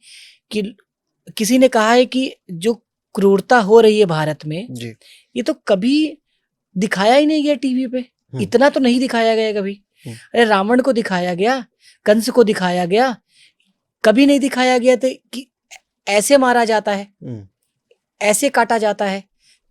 किसी शरीर का हम 4 टुकड़ा करके फ्रिज में रखते हैं, तो ये आया कहाँ से? ठीक बात है। मैं इसका भी बड़ा सात्विक उत्तर देता हूँ, चूँकि मैं जिस पद पे हूँ यहाँ से सात्विक उत्तर की अपेक्षा समाज करता है। बख्तियार खिलजी की बात आप कर रहे हैं। बख्तियार खिलजी जो था, बंगाल जाते समय नालंदा विश्वविद्यालय के हनन का मौलिक कारण बना। तक्षशिला अफ़गानिस्तान के क्षेत्र का विश्वविद्यालय था। ज्वाला देवी मंदिर की सबसे बड़ी लाइब्रेरी जो जलाई गई, ज्वाला देवी मंदिर, हिमाचल प्रदेश, तकरीबन 1 वर्ष तक वो लाइब्रेरी चलती रही, लंबा समय लगा। अच्छा, वो और इतिहास मुद्दा नहीं पता है लोगों को, बस हाँ। केवल नालंदा की बात हाँ, करते हैं नालंदा लोग। इसलिए क्योंकि उसकी उसका उसका पुरातात्विकों ने उसे खोज निकाला, पुरातात्विक के कारण से। आप ये भी बताइएगा सर इस पूरी जी, कहानी में जी। कि हमने क्या खोया है? मैं बताता हूँ, बिल्कुल। अभी इनफैक्ट हमारे मतलब मैं अन्य विषयों की क्या बात करूँ, हमारे योग में ही बहुत सारी चीज़ें किताबों में हमने नाम सुना है कि ये किताब एग्ज़िस्ट करती थी, वो किताब हमारे पास नहीं है। अरे मैं आपको बाप रे! बताता हूँ सिद्धांत मतलब सिद्धांत कौमुदी की मैं बात करूँ, मैं बात करता हूँ पातंजल कृत योग सूत्र की ही मैं बात करता हूँ, तो योग सूत्र में हमारे पास 194-95 श्लोक समय देखने को मिल जाता। लेकिन ऐसी अपेक्षा है आजकल के विद्वान इस बात को इनफैक्ट पतंजलि के उत्पत्ति पे ही प्रश्न है कि पतंजलि हुए कहाँ से? पतंजलि की उत्पत्ति पे बड़ा प्रश्न है और मैं आपको बताऊँ हर समय ये स्थिति रही है साहब, हर समय। नालंदा छोड़िए, नालंदा तो ख़ैर बख्तियार खिलजी का ज़माना ये 1200-1300 की बात है। महात्मा बुद्ध की बात कीजिए, इट्स लाइक 383 ईसा पूर्व के आस-पास की बात है, 283 ईसा पूर्व की। महावीर जैन की बात कीजिए और आइए नए नव भारत में आइए महर्षि दयानंद की बात कीजिए। आपको पता है बौद्ध धर्म जो है या महात्मा बुद्ध की मृत्यु जब हुई या मृत्यु कैसे हुई? कुशीनगर में मृत्यु हुई, ये बात तो सबको पता है। उन्हें ज़हर दिया गया और मरने के बाद 80 हिस्सों में काटा गया और उन पे स्तूप बनाए गए कि नहीं, नहीं ये मेरा, किसी ने ज़बरदस्ती दंतावशेष प्राप्त कर लिया, किसी ने केशावशेष प्राप्त कर लिया कि नहीं, नहीं बुद्ध मेरे, बुद्ध मेरे। आप सोचिए कि एक लाश जो लेटी हुई है, जिसने पूरे जीवन पर्यंत दशशील के विषय में बात की हो, उसके मृत्यु उपरांत बलावशेष से बल के कारण से विभिन्न अवशेषों का उन्नयन किया जा रहा है, प्राप्त किया जा रहा है। दंतावशेष किसी ने प्राप्त किया, कोई केस तक मतलब बाल तक नहीं छोड़ा गया बुद्ध के शरीर से। सोचिए बुद्ध की आत्मा वहां खड़ी होकर क्या सोच रही होगी, मैंने जीवन पर्यंत क्या किया इन लोगों के लिए। मल्लों के द्वारा चुंग ने उनको भोजन दिया था, अर्पित भोजन के द्वारा मृत्यु हो गई थी। दयानंद सरस्वती, शीशा दे दिया गया साहब उनको मरने के लिए, मृत्यु हुई उनकी। ईश्वर को यदि मैं निर्दयी कहूं तो शब्द गलत होगा, शब्द शर्मिंदा होगा। इनफैक्ट शब्दों की देवी सरस्वती होंगी, वो भी शर्मा रही होंगी शर्मिंदगी के शब्द को लेके कि ईश्वर निर्दयी है, शब्द उचित नहीं है। शब्दों की शैली में ऐसा कोई शब्द ही नहीं है जो मैं ईश्वर की इस निष्णातता का वर्णन कर सकूं, लेकिन हम लोगों के लिए आम बोलचाल भाषा में ये कहा जा सकता है। आप ये समझिए कि हर वो व्यक्ति जिसने जिसने ईश्वरत्व प्राप्त किया, आप रामकृष्ण परमहंस की मृत्यु का कारण जानते? गले में जबरदस्त कैंसर हुआ। जब वो उन्हें पानी भी उन्हें पी पाने में बड़ा मुश्किल होता था, तो नरेंद्र वहां बैठे रहते, यानी आज के स्वामी विवेकानंद, कहते गुरुजी पानी तो पी लीजिए, आपको इतना कष्ट हो रहा है, माता से बोल के अपनी गर्दन क्यों नहीं ठीक करा लेते? तो बोले नरेन बोलते थे, नरेन तू पागल है रे, माता से नहीं बोलूंगा मैं, क्योंकि हो सकता है मेरे किसी जन्म का ये कारण रहा और अभी ठीक हो जाएगा। विवेकानंद की मृत्यु जानते कितने वर्ष की आयु में हो गई? 36-37 साल, 38 साल में वो भी चल बसे। हर वो व्यक्ति साहब जो बहुत उत्श्रृंखलन से ऊपर की तरफ जाने की पुरजोर कोशिश किया, समाज को आगे अग्रसित करने की कोशिश किया, वो एक समय तक ही कर पाता है। ये समाज, ये विश्व, ये give and take balance system पे चल रहा है, बीओपी पे चल रहा है, बैलेंस ऑफ पॉइंट्स पे चल रहा है। तो जब नालंदा बना तो उसने बहुतों को आकर्षित भी किया। नालंदा जला मतलब मेरे दृष्टांत के हिसाब से नालंदा जला तो बहुत सारी चीजें समायोजित समाप्त भी हो गई। हर चीज, हर विषय वृत्ति समय के अनुरूप चल रही है। मैं परम शून्य का वादी हूं, मैं परम शून्य को स्वीकार करता हूं। I can not control anything. It might possible कि जो कंट्रोल करने वाला है वो चाहता तो क्या से क्या कंट्रोल नहीं कर लेता। जो चाहता मतलब बुद्ध भी चाहते तो बड़े कैपेबल थे। बुद्ध के मरते ही बुद्ध कई हिस्सों में बट गए, कई धर्म कई हिस्सों में बट गया, लेकिन वो चाहते तो रोक सकते थे। लेकिन ईश्वर भी साहब स्वीकार करता है। राम की मृत्यु हुई, कृष्ण की मृत्यु हुई। मृत्यु मतलब जब तीर लगा तो तीर से ही मृत्यु भीष्म की भी हो रही थी। भीष्म सैया पे लेटे इंतजार कर रहे थे मृत्यु का, बेसिकली वो भोग ही रहे थे।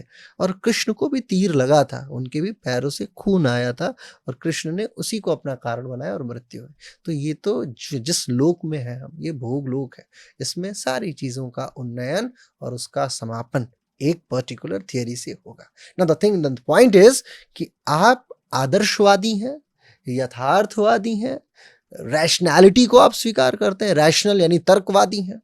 इट डिपेंड करता है आपके विचार पे। आप कब क्रोधित होंगे? जब आपको लगेगा कि अरे नहीं यार, आदर्शवादी हूं मैं, कैसे जला दिया, हाउ डेयर ही। जब आप यथार्थवादी हैं तो जला दिया तो it's okay, I will write again, एक नया ही बना देते हैं, कोई बात नहीं। यथार्थवाद हो गया। तार्किकता कहती है कि किस कंडीशन में खिलजी जा रहा होगा, यहाँ से बंगाल जा रहा था वो युद्ध करने के लिए, और बंगाल जाते जाते उसको ऐसा क्या दिखा कि उसने जला दिया। तो उसने कुछ देखा, उसने उसने वहां से एक, बेसिकली इसी को एक बीमारी थी, कहानी इसकी बड़ी जबरदस्त है। इसी को, खिलजी को ही एक बीमारी थी, बख्तियार को ही।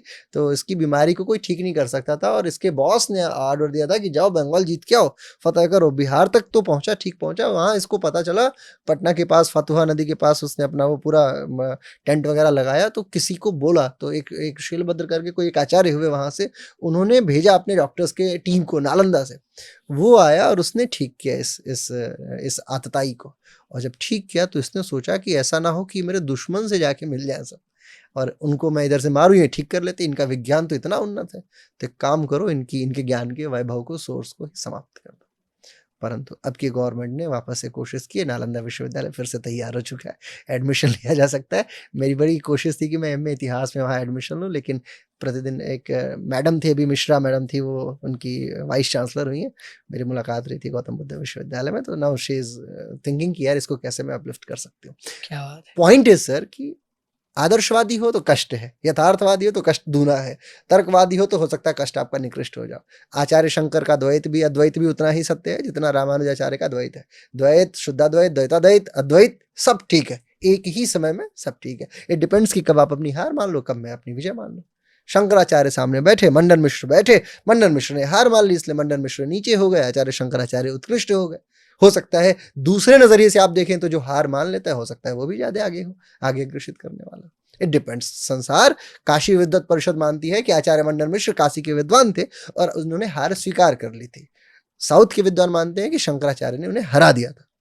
दोनों बातें सत्य है। मैं अगर एक तीसरा व्यक्ति बन के देखूं तो शंकर जीत रहे हैं तो भी मैं ही जीत रहा हूँ, मंडन जीत रहे हैं तो भी मैं ही जीत रहा हूँ।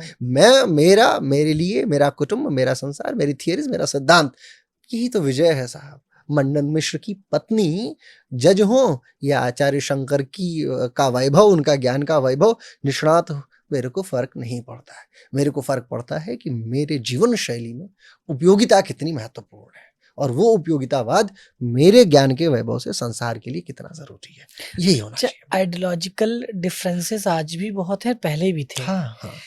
मैं एक शॉर्ट देख रहा था जिसमें गौतम बुद्ध से कोई गुरु किसी उस पे डिस्कशन कर रहे थे, जी जी जहाँ जीत और हार, जी। ठीक है, उस पे स्टैंप कौन लगा रहा था? उस सभा में बैठे हुए मूर्ख, जिनको कुछ नहीं कुछ पता। नहीं पता, बिल्कुल। तो हमेशा से मुझे समटाइम जब मैं इतिहास में जाता हूँ, मुझे लगता है कि आज जो भी भारत का हाल है, मैं अपने गांव देहात घर से ही सीखता हूँ जी जी। कि खराब किया है लीडरों ने, जिनके हाथ में सत्ता थी।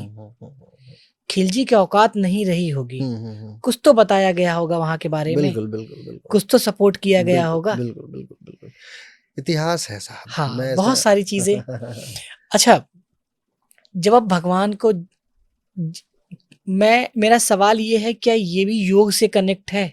क्या ये भी हीलिंग से कनेक्ट है? जब आप भगवान को मानने की बजाय जानने की कोशिश करते हो, आप उनके पद चिन्ह पे चलने की कोशिश करते हो। मैं बाकी बिहारी जाता हूँ, बैठने का मन करता है, ऐसा मैं था नहीं, मैं बता रहा हूँ। बाकी बिहार जाता हूँ, बैठने का मन करता है। मैंने सुंदरकांड पूरा बैठ के नहीं सुना, बच्चे थे, बोर होता था, बस म्यूजिक धुन मिल जाए तो ठीक है। अब सुनने का मन करता है, उठता नहीं हूँ। मतलब वो सारी चीजें हो रही जो हम नहीं किया करते थे, भले से हम ब्राह्मण घर से हैं, लेकिन आज मुझे अच्छी लगती है, शांति मिलती है। तो क्या ये भी योग है, और क्या योग है तो क्या ये किसी प्रारब्ध के लिए आया है ये जीवन में? संयोग है। अच्छा। मैं बताता हूँ, आपने सुंदरकांड की बात कही, जलधि जड़ा गए 3 दिन बीत, बोले राम सकोप तवा, भय बिन होए न प्रीत। बिना डर के प्रेम नहीं होता। अब ये है कि क्या चंदन भैया को डर है क्या किसी चीज का? तो ऐसा नहीं है। अनुराग है क्या? हो सकता है। वैभव प्रेम है क्या? ईश्वर की सत्ता में प्रेम है क्या? उनकी शाश्वत शक्ति में प्रेम है क्या? क्या ईश्वर ने जितनी अनुकंपाएं अपने छात्रों पे, अपने शिष्यों पे, अपने बच्चों पे की है, उससे प्रेम है क्या? कृष्ण के किस स्वरूप से प्रेम है? कृष्ण का स्वरूप तो अलौकिक है, न जाने कितने स्वरूपों में है। बच्चा आया, पैर छुआ, बोले भांजे, सब लोग आशीर्वाद दे रहे थे, यशस्वी भव, जीवित रहो, आनंददायी रहो। कृष्ण देखे और मुस्कुरा रहे थे, तो द्रौपदी ने पूछा, अरे आपने आशीर्वाद नहीं दिया, ऐसा क्या था? तो बोले कुछ नहीं, भांजा है, इसको क्या आशीर्वाद देना। अगले दिन भांजे की मृत्यु होने वाली थी, अभिमन्यु का वध हुआ। तो लोगों ने पूछा कि कृष्ण यार, तुम तो बड़े डिप्लोमेटिक आदमी हो, कभी आशीर्वाद खूब देते हो, कभी आशीर्वाद ही नहीं देते। ईश्वर तो साहब सब जानता है, और आप अनुरागी हैं। मैं आपको बताता हूं, आप मुझे इसका उत्तर दीजिएगा। किसी घर में आपने अर्जुन की फोटो देखी है? नहीं। पूजा होते हुए अर्जुन को देखा है? हनुमान की फोटो देखी है? पूजा होते हनुमान को देखा है? ये शिष्य किसके थे? राम के, विष्णु के अवतार के। वो शिष्य किसके थे? कृष्ण के, विष्णु के अवतार के। यानी सब वैभव उनका भी उतना ही उज्जवल जितना इनका ज्वलंत। जितने वो भी, उनके पास भी बड़े बड़े शस्त्र अस्त्र थे, सबने उनको दे रखा था। खुद इंद्र आके दे जाते, शंकर आके दे के जाते, सबने उनको वैभव दिया। हनुमान के पास भी ये सारी विभूतियां थी। अर्जुन पूजनीय नहीं हुए साहब आज के जमाने में, हनुमान हो गए। जानते हैं क्यों? जहां मोह समाप्त, जहां माया समाप्त, जहां अपेक्षाएं समाप्त, वहां कष्ट समाप्त। ईश्वर आपके आपके साथ यही हो रहा होगा। हनुमान से जितनी बार बोला, हनुमान लंका जाना है, यस सर। हनुमान पहाड़ उठाना है, यस सर। हनुमान ये करना है, यस सर। बोले हनुमान जी पहुंचे, सीता माता, माता जी आप बार बार ये सिंदूर क्यों लगाती रहती हो? प्रभु श्री राम को बड़ा पसंद है। अच्छा एक काम करो, ले आओ। उन्होंने पूरे सिंदूर से नहा लिया। आज भी उनकी लाल रंग की पूजा होती है मंदिरों में। हनुमान को आप देखिए तो पूरा लाल सिंदूर से लपेटे हुए, क्योंकि राम को पसंद है सिंदूर। माता लगाती है तो मैं भी लगा लेता हूं। इतना प्रेम, अगाध भोलापन, बुद्धिमानी कहीं नहीं। कृष्ण को गीता कहनी पड़ी। आप समझिए, शांति पर्व पूरा गीते से, मतलब शांति पर्व को पूरा गीता ने समाप्त कर दिया, लेकिन गीता अर्जुन के लिए कहनी पड़ी। अर्जुन बार बार बोलते, प्रभु ऐसा क्यों? नहीं नहीं नहीं, मैं मारूं ठीक होगा क्या? अरे नहीं नहीं नहीं, मामकाश्च पांडवाश्चैव। प्रश्न आता है कि मेरे और पांडवों के, वहां से शुरुआत होती है पूरे गीता की कि मेरे और पांडवों के। तो उन्होंने बोला कि अरे मेरा पांडव चाचा था, मतलब उनकी अपब्रिंगिंग ऐसी है। अर्जुन प्रश्न पूछते हैं अपने एंसेस्टर्स को फॉलो करते हुए। अर्जुन पूछते हैं, नहीं नहीं प्रभु, मैं तो छोड़ के भिखारी बन जाऊंगा। पहला अध्याय पढ़िए। मैं तो सोचता हूँ कि भिखारी बन जाऊं, मैं कहीं भीख मांग लूंगा। मैं क्या जरूरत है, मेरे को नहीं चाहिए राज्य, मैं नहीं फाइट कर अपने ही सकता, है सब। अपने ही है सब, क्या मतलब है? कृष्ण ने ज्ञान दिया, कृष्ण पूजनीय रह गए, अर्जुन नहीं हो पाए। भैया आप किसी मंदिर जाते हो, आपको आनंद आता है, आप समर्पण में हो, आप हनुमान की वृत्ति में हो। प्रश्न पूछते हो, हाउ डेयर यू, तुमने नहीं किया, मैंने तुमसे मांगा था, ये लो मेरे पास वैभव हो, 1 लाख का चढ़ावा मैं तुमको चढ़ाता हूं, ये लो। भगवान को क्या जरूरत है मेटरलिज्म की? इतने सारे बालाजी मंदिर में न जाने कितने लाखों करोड़ का दान आता है, ये बड़ा बड़ा वो तमाम चांदी, ये सोना, उनके लिए क्या है ये? वो तो वैभव के करता है मालिक, आप उनको वैभव दे रहे हो। वैभव के करता है। उन्होंने ऐसे चुटकी बनाई, रावण को पूरी की पूरी लंका डोनेट कर दी थी, सोने की स्वर्ण लंका दे दी थी। आपके लिए क्या आवश्यकता है? आप तो ये देखो कि आप जाओ और पूर्ण समर्पण हो जाओ हनुमान की तरह। यकीन रखो, राम को हमेशा आना पड़ेगा, पूजनीय आप रहोगे। इनफैक्ट मैं आपको बताता हूं कि कई बार, कई सारी श्रृंखलाओं में आप देखिएगा, राम से ज्यादा पूजनीय हनुमान हो जाते हैं हमेशा। ये तो आप आनंदित इसलिए होते हैं क्योंकि आपके अंदर हनुमान की वृत्ति है। अर्जुन की आएगी तो आप प्रश्नशील हो जाएंगे, संकोचित हो और जाएंगे। एक ना ग्रेटिट्यूड हमेशा रहता है। जैसे मैं हमेशा, जैसे जब भी अपने से बात करता हूँ परिवार से, तो आज तक भगवान से हमने कभी कुछ नहीं मांगा था, मांगा ही नहीं कि हमें पैसा ये दे दो। जी।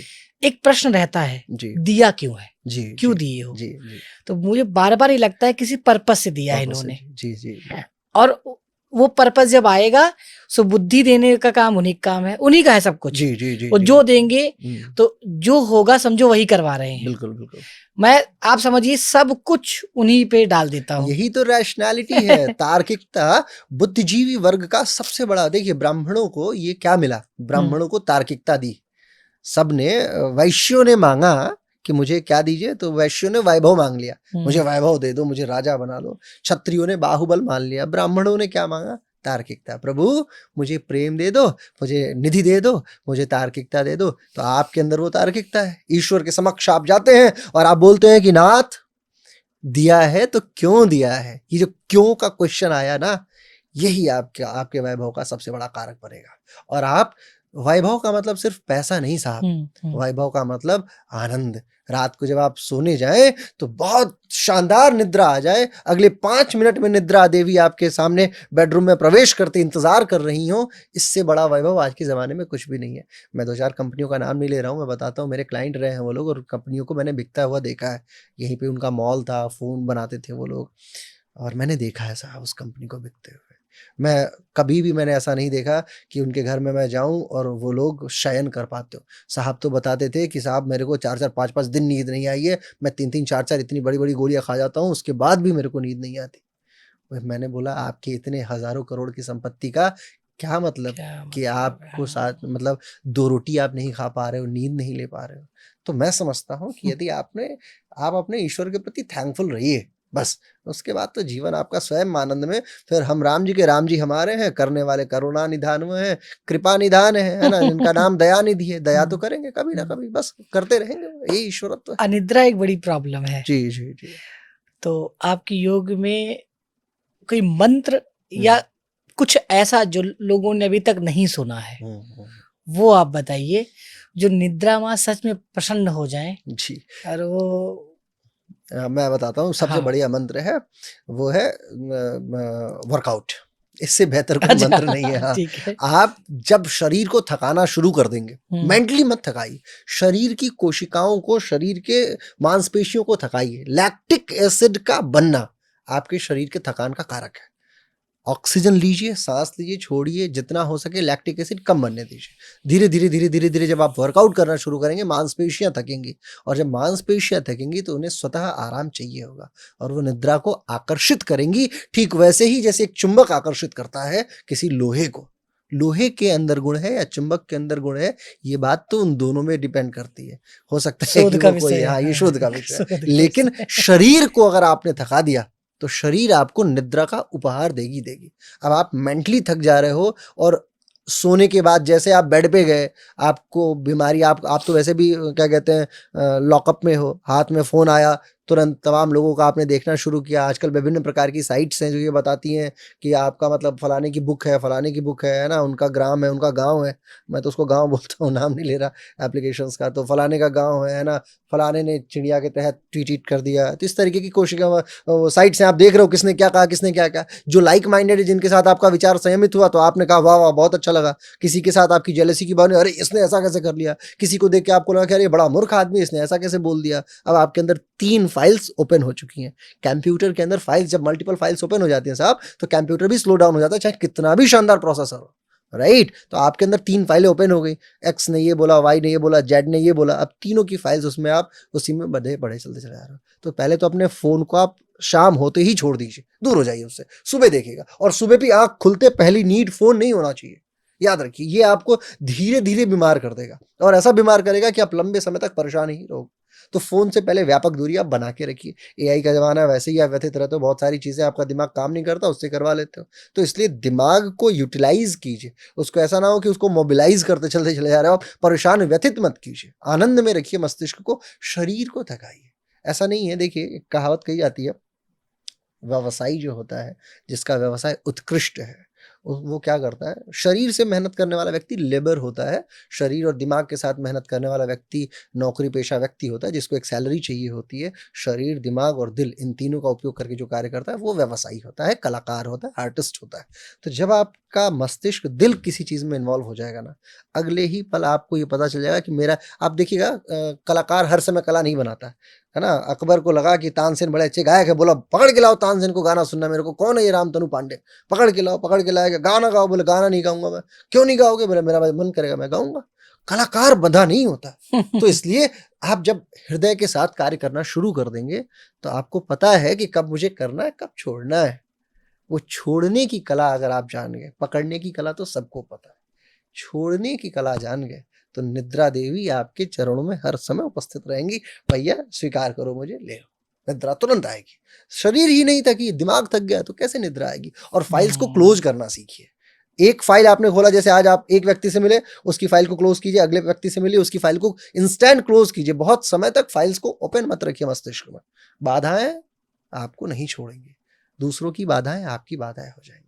अदर देन दिस 2-3 और चीजें बताता हूँ। सबसे हाथ मत मिलाइए, आवरे से दूर रहिए, सबका दिया हुआ भोजन मत खाइए, किसी ऊर्जा से भोजन बना है वो ध्यान रखिए, हर कुर्सी पे बैठिए नहीं, सबका पानी मत पीजिए। ये छोटी छोटी चीजें हैं, बहुत मौलिक बातें हैं। इन बातों का अगर आपने ध्यान नहीं रखा तो बड़े परेशान हो जाएंगे। किसने, अब ऐसा होता है आजकल मैं देखा हूँ कॉर्पोरेट्स में क्या कल्चर है, कॉर्पोरेट्स में लोग क्या करते हैं कि टिफिन शेयर करना शुरू कर देते हैं कि अच्छा क्या लाया तू, क्या लाया, ये लाया तू, ये क्या लाया, ये लाया। आपस में एक दूसरे सिखा रहे हो, उसकी बीमारी है, वो उसकी बीमारी हो। नकारात्मक एनर्जी का ट्रांजिशन हो जाता है, किसको पता किसकी कौन सी ऊर्जा है। इसलिए जितना हो सके अपने आवरे को शुद्ध रखिए। कोशिश हो अगर आप यदि हो सके तो कुछ कोई ऐसी ऐसी ऐसी मालाएं जरूर पहने, चाहे तुलसी की हो, चाहे रुद्राक्ष की हो, ताकि ये साइंस है कुछ इससे भी? अरे बहुत बड़ा साइंस है। मैं मतलब आप पता नहीं, आप विश्वास नहीं करेंगे इस चीज़ को।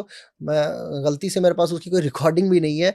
एक हमारे में मतलब हमारा वियतनाम में टेस्ट होता है हर 6 महीने पे, गवर्नमेंट टेस्ट लेती है शरीर की शुद्धि का कि शरीर ठीक है कि नहीं है। तो इस बार टेस्ट होने को आया तो उन लोगों ने कोई मशीन्स वगैरह लगाई और मैं ये रुद्राक्ष अपना पहने हुए था। आप मानेंगे नहीं, मेरे मित्र हैं त्यागी जी, आप उनसे पूछिएगा, वो मशीन मतलब जितनी बार वो लगाए मेरे शरीर पे वो काम ना करे, और जितनी बार त्यागी पे लगाए वो कार्य करे। जितनी बार लगाए, मेरे पे लगाए तो कार्य ना करे, उनके पे लगाए तो कार्य करे।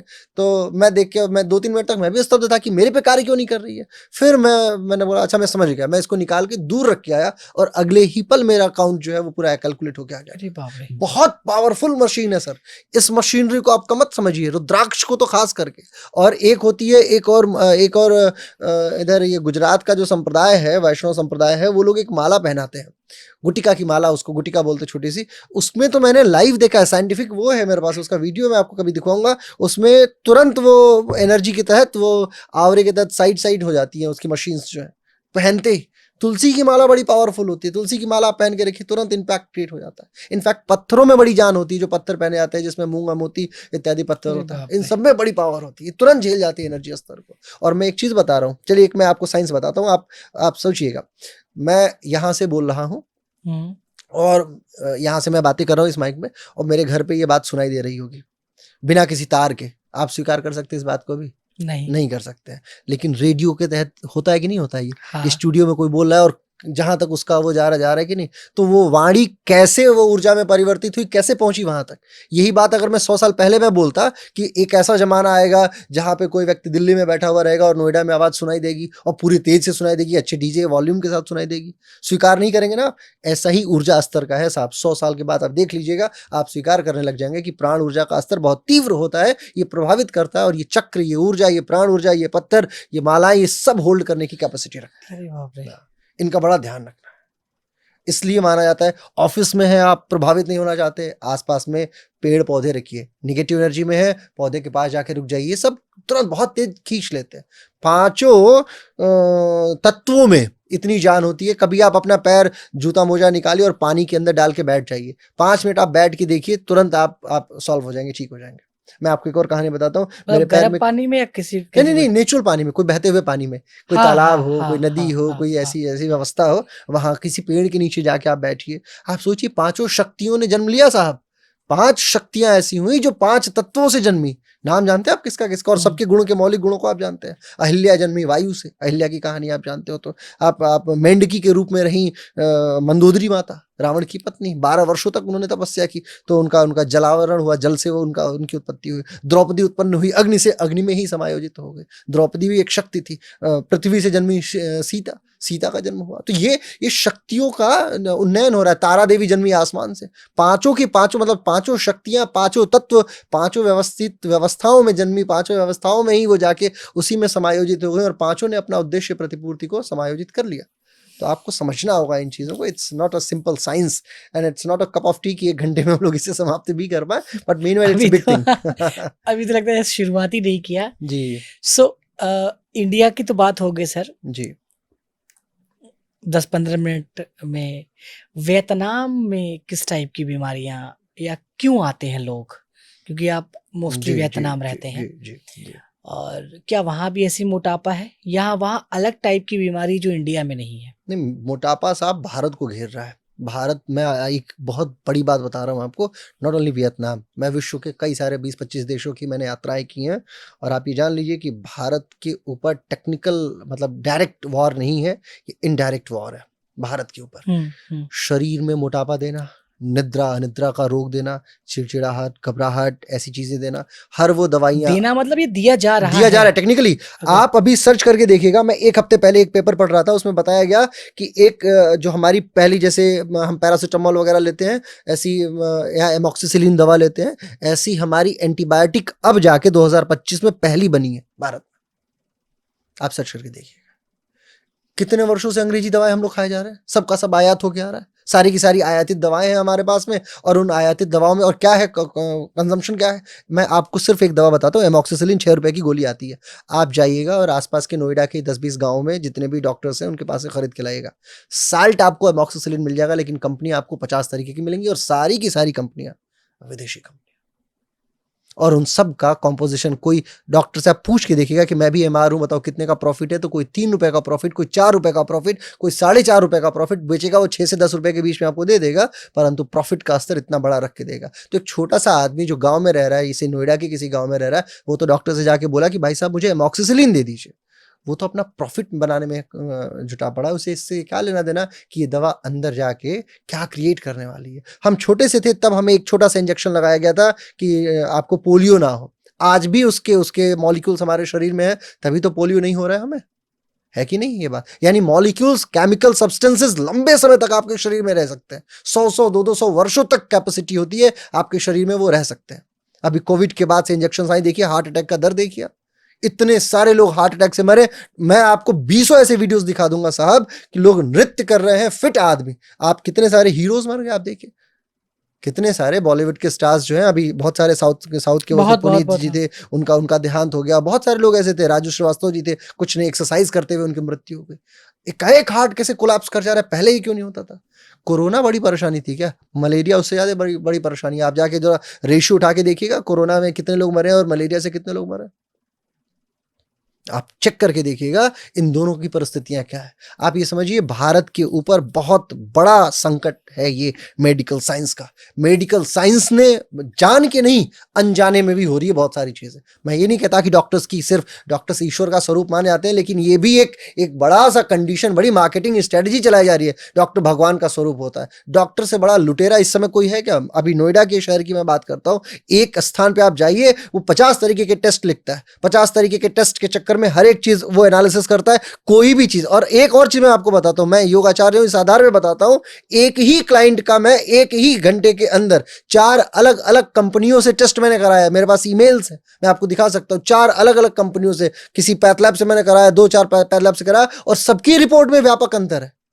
कोई कोलेस्ट्रॉल हाई दिखा रहा है, कोई दिखा रहा है एसजीओटी में डिफरेंस है, कोई बता रहा है बिलिरुबिन में डिफरेंस है, कोई बता रहा है कि मतलब इतना आइडियोलॉजिकल डिफरेंस कैसे क्रिएट हो सकता है सारी की सारी। और क्यों कैसे हो रहा है वो भी मैं आपको बताता हूं। मान लीजिए मैं पैथोलॉजिस्ट हूं, राइट, मैंने किसी ब्रांड, बड़े से ब्रांड का मैंने दुकान पे के सामने नाम लगा रखा है, आपने तो ब्रांड पे विश्वास किया। मैं तो पैथोलॉजी पढ़ के आया हूं किसी स्कूल से, किसी कॉलेज से, तो मैं उस कक्षा का टॉपर था या गधा बच्चा था, it depends on my capacity. हो सकता है मैं गधा बच्चा हूं और मेरे को इसमें नौकरी लग गई हो, और मैं एनालिसिस करते समय मेरे से एरर हो गया हो और मैं लिख के आपको दिया। आप तो विश्वास कर रहे हो कि वो ब्रांड बहुत अच्छा है। ब्रांड की तो गलती नहीं है, गलती तो उस गधे की है ना जिसने उस नौकरी को ज्वाइन कर रखा है। और हो सकता है वो किस तनाव में, किस कंडीशन में वो अपने कार्य को अच्छे तरीके से ना कर रहा, वो और अपने एक प्रॉफिट को रिपोर्ट क्रिएट कर रहा। अभी बीच में एक आया था कि जी।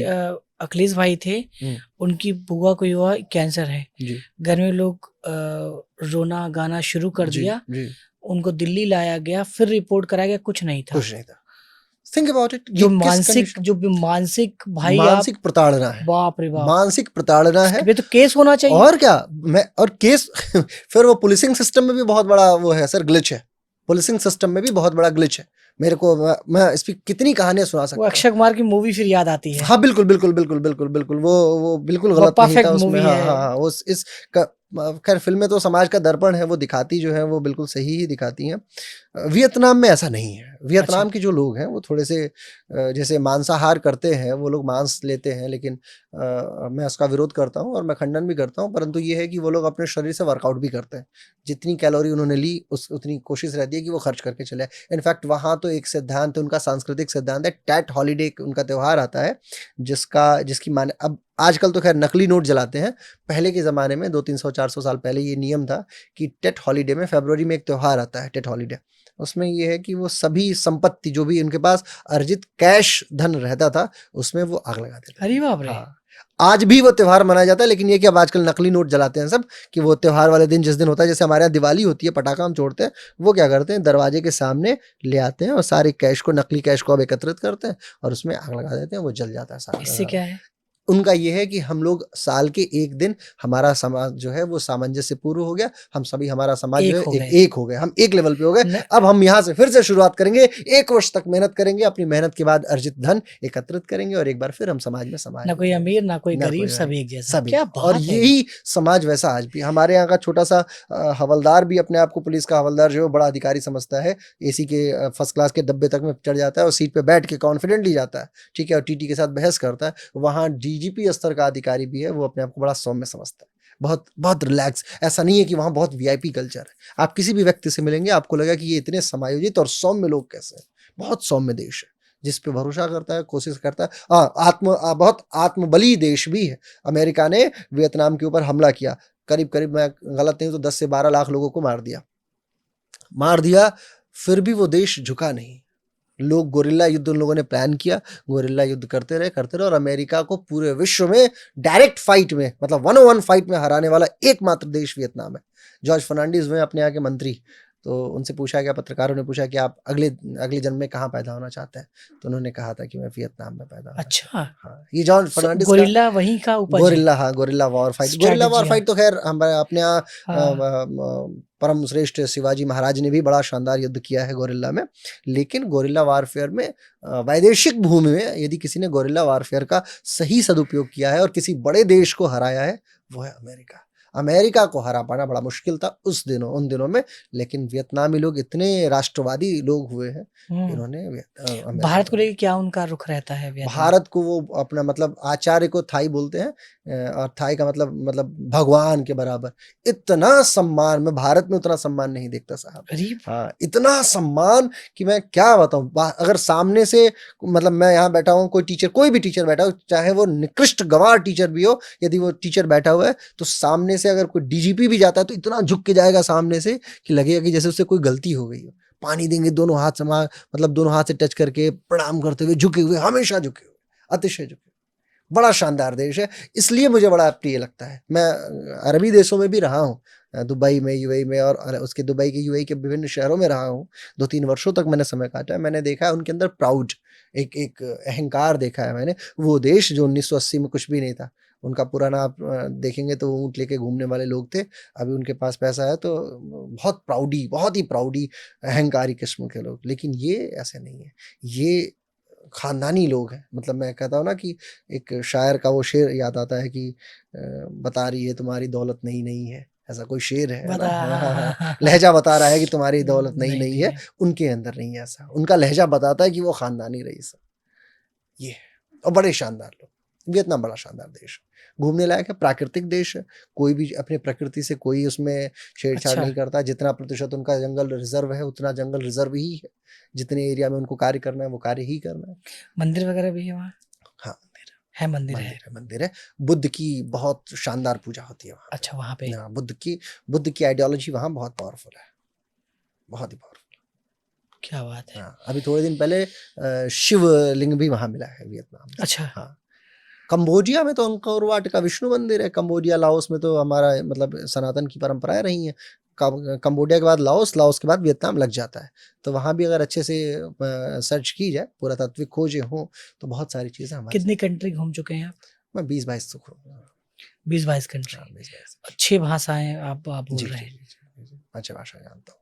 अच्छा, इन भाषाओं में आप सिखाते भी हैं, हाँ, बताते भी वियतनाम हैं? में, चूँकि वियतनाम के लोग जैसा मैंने बताया बड़े प्राउडी लोग होते हैं, मतलब स्वविवेकी लोग होते हैं, तो उन्हें अंग्रेज़ी ना आने का कोई उनके अंदर निकृष्टता नहीं है, कोई किसी प्रकार के अंदर ऐसा नहीं है कि वो लोग अपने आप को बहुत निकृष्ट समझते हों, हेय दृष्टि से नहीं देखता उनका समाज अंग्रेज़ी ना आना।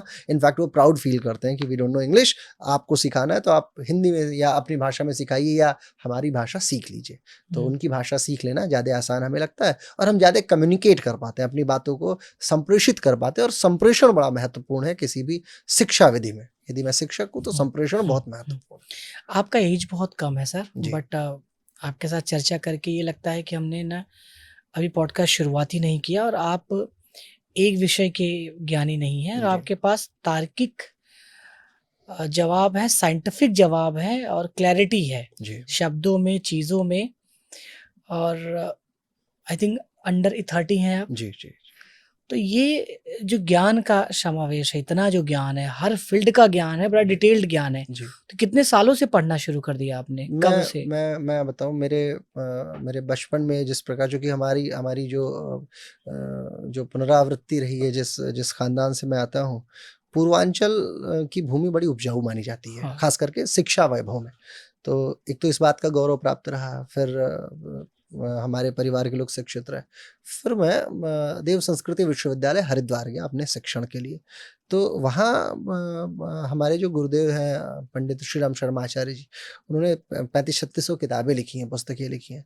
तो जब आप उनको पढ़ेंगे ना, आप अपने अपने लेखकों से भी, अपने श्रोताओं से भी कहिएगा, कभी आप पंडित श्री राम शर्मा आचार्य जी की किसी भी पुस्तक को उठा के पढ़िए। आप 2-4 पुस्तक बता दीजिए जो हाँ, एक लोगों को पढ़ना चाहिए, जैसे हारिए ना लाइफ़स्टाइल, हिम्मत, हारिए ना हिम्मत एक पुस्तक है। हारिए नहीं हाँ, वो हिम्मत, हाँ। पॉकेट बुक है, छोटी-सी पुस्तक है। किसी भी परेशानी के समय आप आँख बंद कीजिए, पुस्तक के पन्ने को खोलिए और आप देखिए कि उसकी लिखी हुई लाइनें, मैंने अच्छा, मतलब खुद भी ट्राई किया, हाँ, इनफैक्ट आप देखेंगे उसकी सारी लाइनें बड़ी बड़ी शानदार लगती मतलब हैं। आप परेशान हैं, हाँ, परेशान है, हारिए ना विपरीत हिम्मत परिस्थिति खोलिए, में? किसी हाँ, भी पन्ने को खोलिए। इनफैक्ट मैं कल-परसों अभी कॉन्स्टिट्यूशन क्लब में गया हुआ था, हुँ, तो वहाँ एमपी एसोसिएशन के सेक्रेटरी हैं प्रदीप गांधी जी।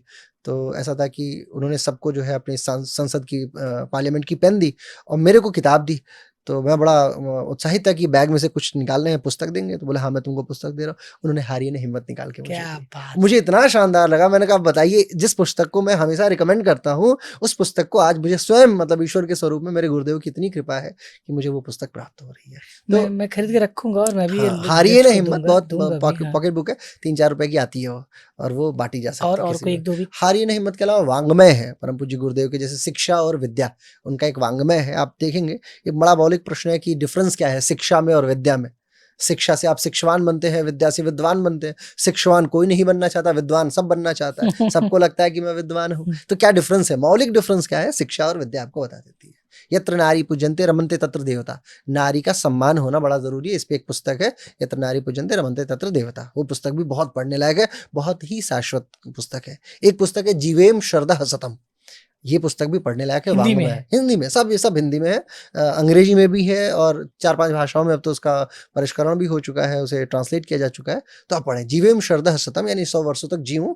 इसमें सारी वो बातें लिखी गई हैं जिसके तहत आप अपने शरीर को स्वस्थ बना सकते हैं। तो 2-4 किताबें महत्वपूर्ण है। बाकी आप वहाँ जाएँगे तो गागर में सागर आपको दिखेगा। देव संस्कृति विश्वविद्यालय कभी आप क्या विज़िट बात करें। है, क्या! जी, जी। बॉडी को डिटॉक्स करने के लिए 36 घंटा का फ़ास्ट करते हैं, क्या हाँ। सही है ये? नहीं, मैं आपको बताऊँ, सारी शरीर अलग-अलग व्यवस्थाओं में पल बढ़ रही हैं। हाँ, किसी का पानी अलग, किसी की मिट्टी अलग, किसी का अभी सेव सॉइल करके सद्गुरु ने एक व्यवस्था बनाई थी। उन्होंने ये बताया था कि सारी जगहों की मिट्टियाँ अलग-अलग हैं। इनफैक्ट जो पहले एक सेव को ही खाता था आज के 10 साल पहले, तो आज सेम मिट्टी से निकला हुआ 4 सेव 1 सेव के बराबर है। यानी जितनी न्यूट्रिएंट्स वैल्यू आज के 20 साल पहले, 10 साल पहले थी, आज के सेव में उतनी न्यूट्रिएंट वैल्यू है ही नहीं। तो न्यूट्रिशंस भी कम हो रहा है धीरे-धीरे। खाद, मैंने आपको बताया कि प्लानिंग के साथ में भारत को अब समाप्त किया जा रहा है। बहुत प्लानिंग, हो सकता है 20 साल, 25 साल, 50 साल, 200 साल ले, लेकिन भारत धीरे-धीरे अब समाप्ति की तरफ, अपने उत्थान की समाप्ति की तरफ जा रहा है। लेकिन ऐसा होने नहीं देंगे हम लोग वाप क्योंकि हमें दृश्यमान है, हमें दिख रहा है। तो 36 घंटे का डिटॉक्स प्रोसेस बिल्कुल एक्यूरेट नहीं है। हर व्यक्ति के लिए अलग-अलग, सबकी शरीर अलग। भाई, आपका वज़न कितना है, आपकी स्लीप कितनी है, आपका खाना कितना है, आपका रोना कितना, आपका टेंशन कितनी, डिप्रेशन कितना, पता लगे 15 घंटे के अंदर ही आप बेहोश होके मृत पाए हो जाएँ। है ना। और हो सकता है कि आप 40 घंटे भी रुक सकते थे, अपने शरीर को 40 घंटे में डिटॉक्स कर पाते थे। डिटॉक्सिफिकेशन होता क्या है ये समझना जरूरी है। डिटॉक्सिफिकेशन का मतलब ये है कि शरीर से विजातीय द्रव्यों का बाहर निकल जाना। विजातीय द्रव्यों को निकालने की क्या व्यवस्था है? अब जैसे लहसुन आप खाते हैं तो लहसुन का विजातीय द्रव्य कहाँ से निकलता है? श्वास से बाहर जाता है। मतलब वो लंग्स उसके लिए हेल्पफुल ऑर्गन है। आपके शरीर से निकलने वाला पसीना, हम लोग एसी में बैठे हुए तो हमारे शरीर से पसीना क्या निकलेगा? हमारी आवश्यकता है, लेकिन जितना हमने इस पसीने को रोका, हमारी जिम्मेदारी भी है कि हम बाहर जाके उतने पसीने को बाहर निकाल भी दें, क्योंकि हमारा डिटॉक्स होना बहुत ज़रूरी है। शरीर से पसीना निकलना चाहिए। अब हम इतने क्या कहते हैं, अपने आप को इन्वॉल्व कर लिए हैं, अपने कंफर्ट जोन में अपने आप को ला चुके हैं कि हमारा शरीर जो है वो डिटॉक्स खुद ही नहीं हो पाता। कैपेसिटी सारी है, सिस्टम सारे आपके अंदर इनबिल्ट है ना, लेकिन आप उसका यूटिलाइजेशन नहीं कर पा तो रहे। क्या ये हर दिन करना चाहिए ऑफ कि कोर्स आपको कोशिश करना है कि आप पानी कम से कम 3 से 4 लीटर 5 लीटर पानी पिएं, शरीर से पसीना निकले। जब भी मौका मिले तो जी भर के रोइए। आप देखिए महिलाओं को हार्ट अटैक क्यों नहीं होता?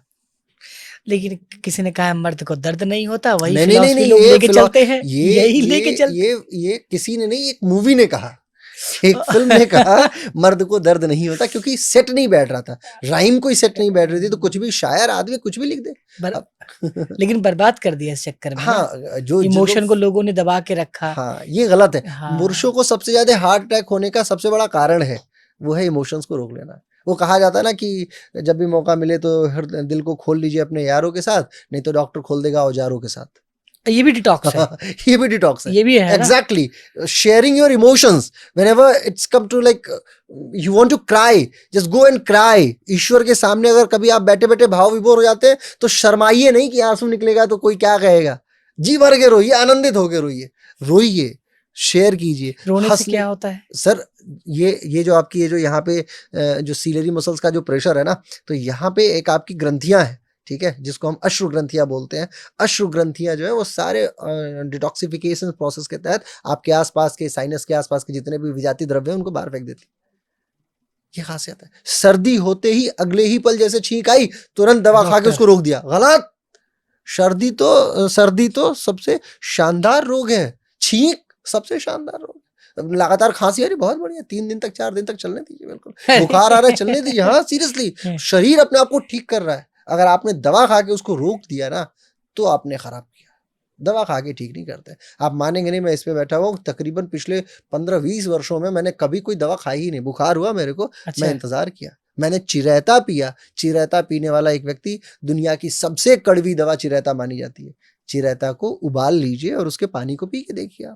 आप देखिए कि पी नहीं पाएंगे। चिरैता आप एक बार पी लीजिए, अगले 2 वर्षों तक बुखार होएगा ही नहीं आपको। एक बार चिरैता पीने में। आयुर्वेद इतना पावरफुल है सर, मैं आपको बताता रहा हूँ। हमारे यहाँ के कल मैं देख रहा था, एक मंत्रालय है हमारा इन्हीं सारे विभाग का, आयुष, हाँ, नाम नहीं ले रहा मैं। तो वो लोग बैठे हुए थे, सारे मोटे मोटे बैठ के ये डिसाइड कर रहे थे कि दुनिया को स्वस्थ कैसे रखना। हाँ, सारे जितने भी डॉक्टर्स हैं, वो सारे जो भी सचिव हैं, वो सब मोटे मोटे, सबका किसी की तो निकली हुई, कोई सोच रहा है, कोई मतलब कोई सर से गंजा है, मतलब अलग अलग तरीके के लोग वो निकले हैं समाज को ठीक करना है। भैया, जब आप ठीक नहीं रहोगे तो समाज को क्या ठीक कर पाओगे? दोगे क्या? आपके पास जब है ही नहीं। ये प्रॉब्लम, ये बहुत बड़ी प्रॉब्लम है। आयुर्वेद को मरने नहीं देना है। आप ये याद रखो, आपके घर में आपका किचन आयुर्वेद है। बहुत सारी चीजें आपको बता दीजिए सर, कुछ नुस्खे। बहुत सारी चीजें। आप दालचीनी का पानी पीजिए प्रतिदिन। दालचीनी जो होती है, दालचीनी एक वो होती है, मसाला होता है बेसिकली। मिल जाता है? हाँ, मिल जाता है बड़े आराम से। दालचीनी बहुत कॉमन है। कुछ नहीं, उसको उबाल के पानी उसका पीजिए। क्या होगा? मिठास के लिए जो नेचुरल मिठास आप उपयोग कर रहे हैं ना, पैनक्रियाज के तकरीबन 1 दर्जन से ज्यादा रोगों के लिए, सारी alpha beta gamma delta sales के लिए दालचीनी बड़ी लाभदायक औषधि मानी जाती है। इन्हीं के कारण से इंसुलिन बिगड़ता है, व्यक्ति को शुगर हो जाता है अतिशय मात्रा में चीनी के उपयोग करने के कारण से। चीनी आपका सबसे बड़ा शत्रु है। चीनी को हटाइए और नेचुरल मिठास किसी भी माध्यम से लाइए। नेचुरल मिठास दालचीनी है, आप उसको यूज करके देखिए, वो बहुत शानदार है। गैस के लिए बता दीजिए। गैस, देखिए गैस क्यों हो रही है, दैट इज इंपॉर्टेंट। गैस का क्या है कि हमारा जो पेट है उसके अंदर पुराने विजातीय द्रव्य चिपके पड़े हैं। तो जब आप उन द्रव्यों पे जैसे ही वो खाली होता है तो उसमें उसके अंदर महक उठनी शुरू होती है, वही तो गैस है। अब उसको ऊपर से निकलने का तो कई बार हम डकार लेते हैं, कई बार सर पे चढ़ जाता है। वही, वो जब डकार भी नहीं निकल पा रहा है तो वो इधर जाने की कोशिश कर रहा है, वो ब्लड के अंदर मिलके उसके अंदर पल्पिटेट करते हुए मस्तिष्क पे प्रेशर दे रहा है, हेड का हेडक होता है, चलता चला जा रहा है। इसका मतलब पेट साफ नहीं है। कारण पे समझिए, कारण क्या है। पेट साफ हो जाए एक बार तो गैस बनेगी ही नहीं भाई। बदबू यहाँ आ रही है इस कमरे में फॉर एग्जाम्पल, क्यों आ रही है? क्योंकि यहाँ कहीं तो गोबर है जो निकाला नहीं जा रहा है। अब हम ये सोचें कि गैस को हम उस गोबर के ऊपर जाके 1 cc सेंट डाल दें, वो उसका इलाज है क्या? बिल्कुल नहीं। हमें क्या करना है, उस गोबर को उठा के फेंकना है। हमें ये कोशिश करनी है कि वो गोबर है कहाँ, पहले तो वो फाइंड आउट करें। तो हमारा ये जो टैंकर है, इस टैंकर में हमें देखना है, क्योंकि इसके अंदर 5 से 6 लीटर मल, 5 से 6 किलो मल हमेशा रहता है। क्या बात। हाँ, हर स्वस्थ आदमी के अंदर 5 किलो मल है, ये जान लीजिए।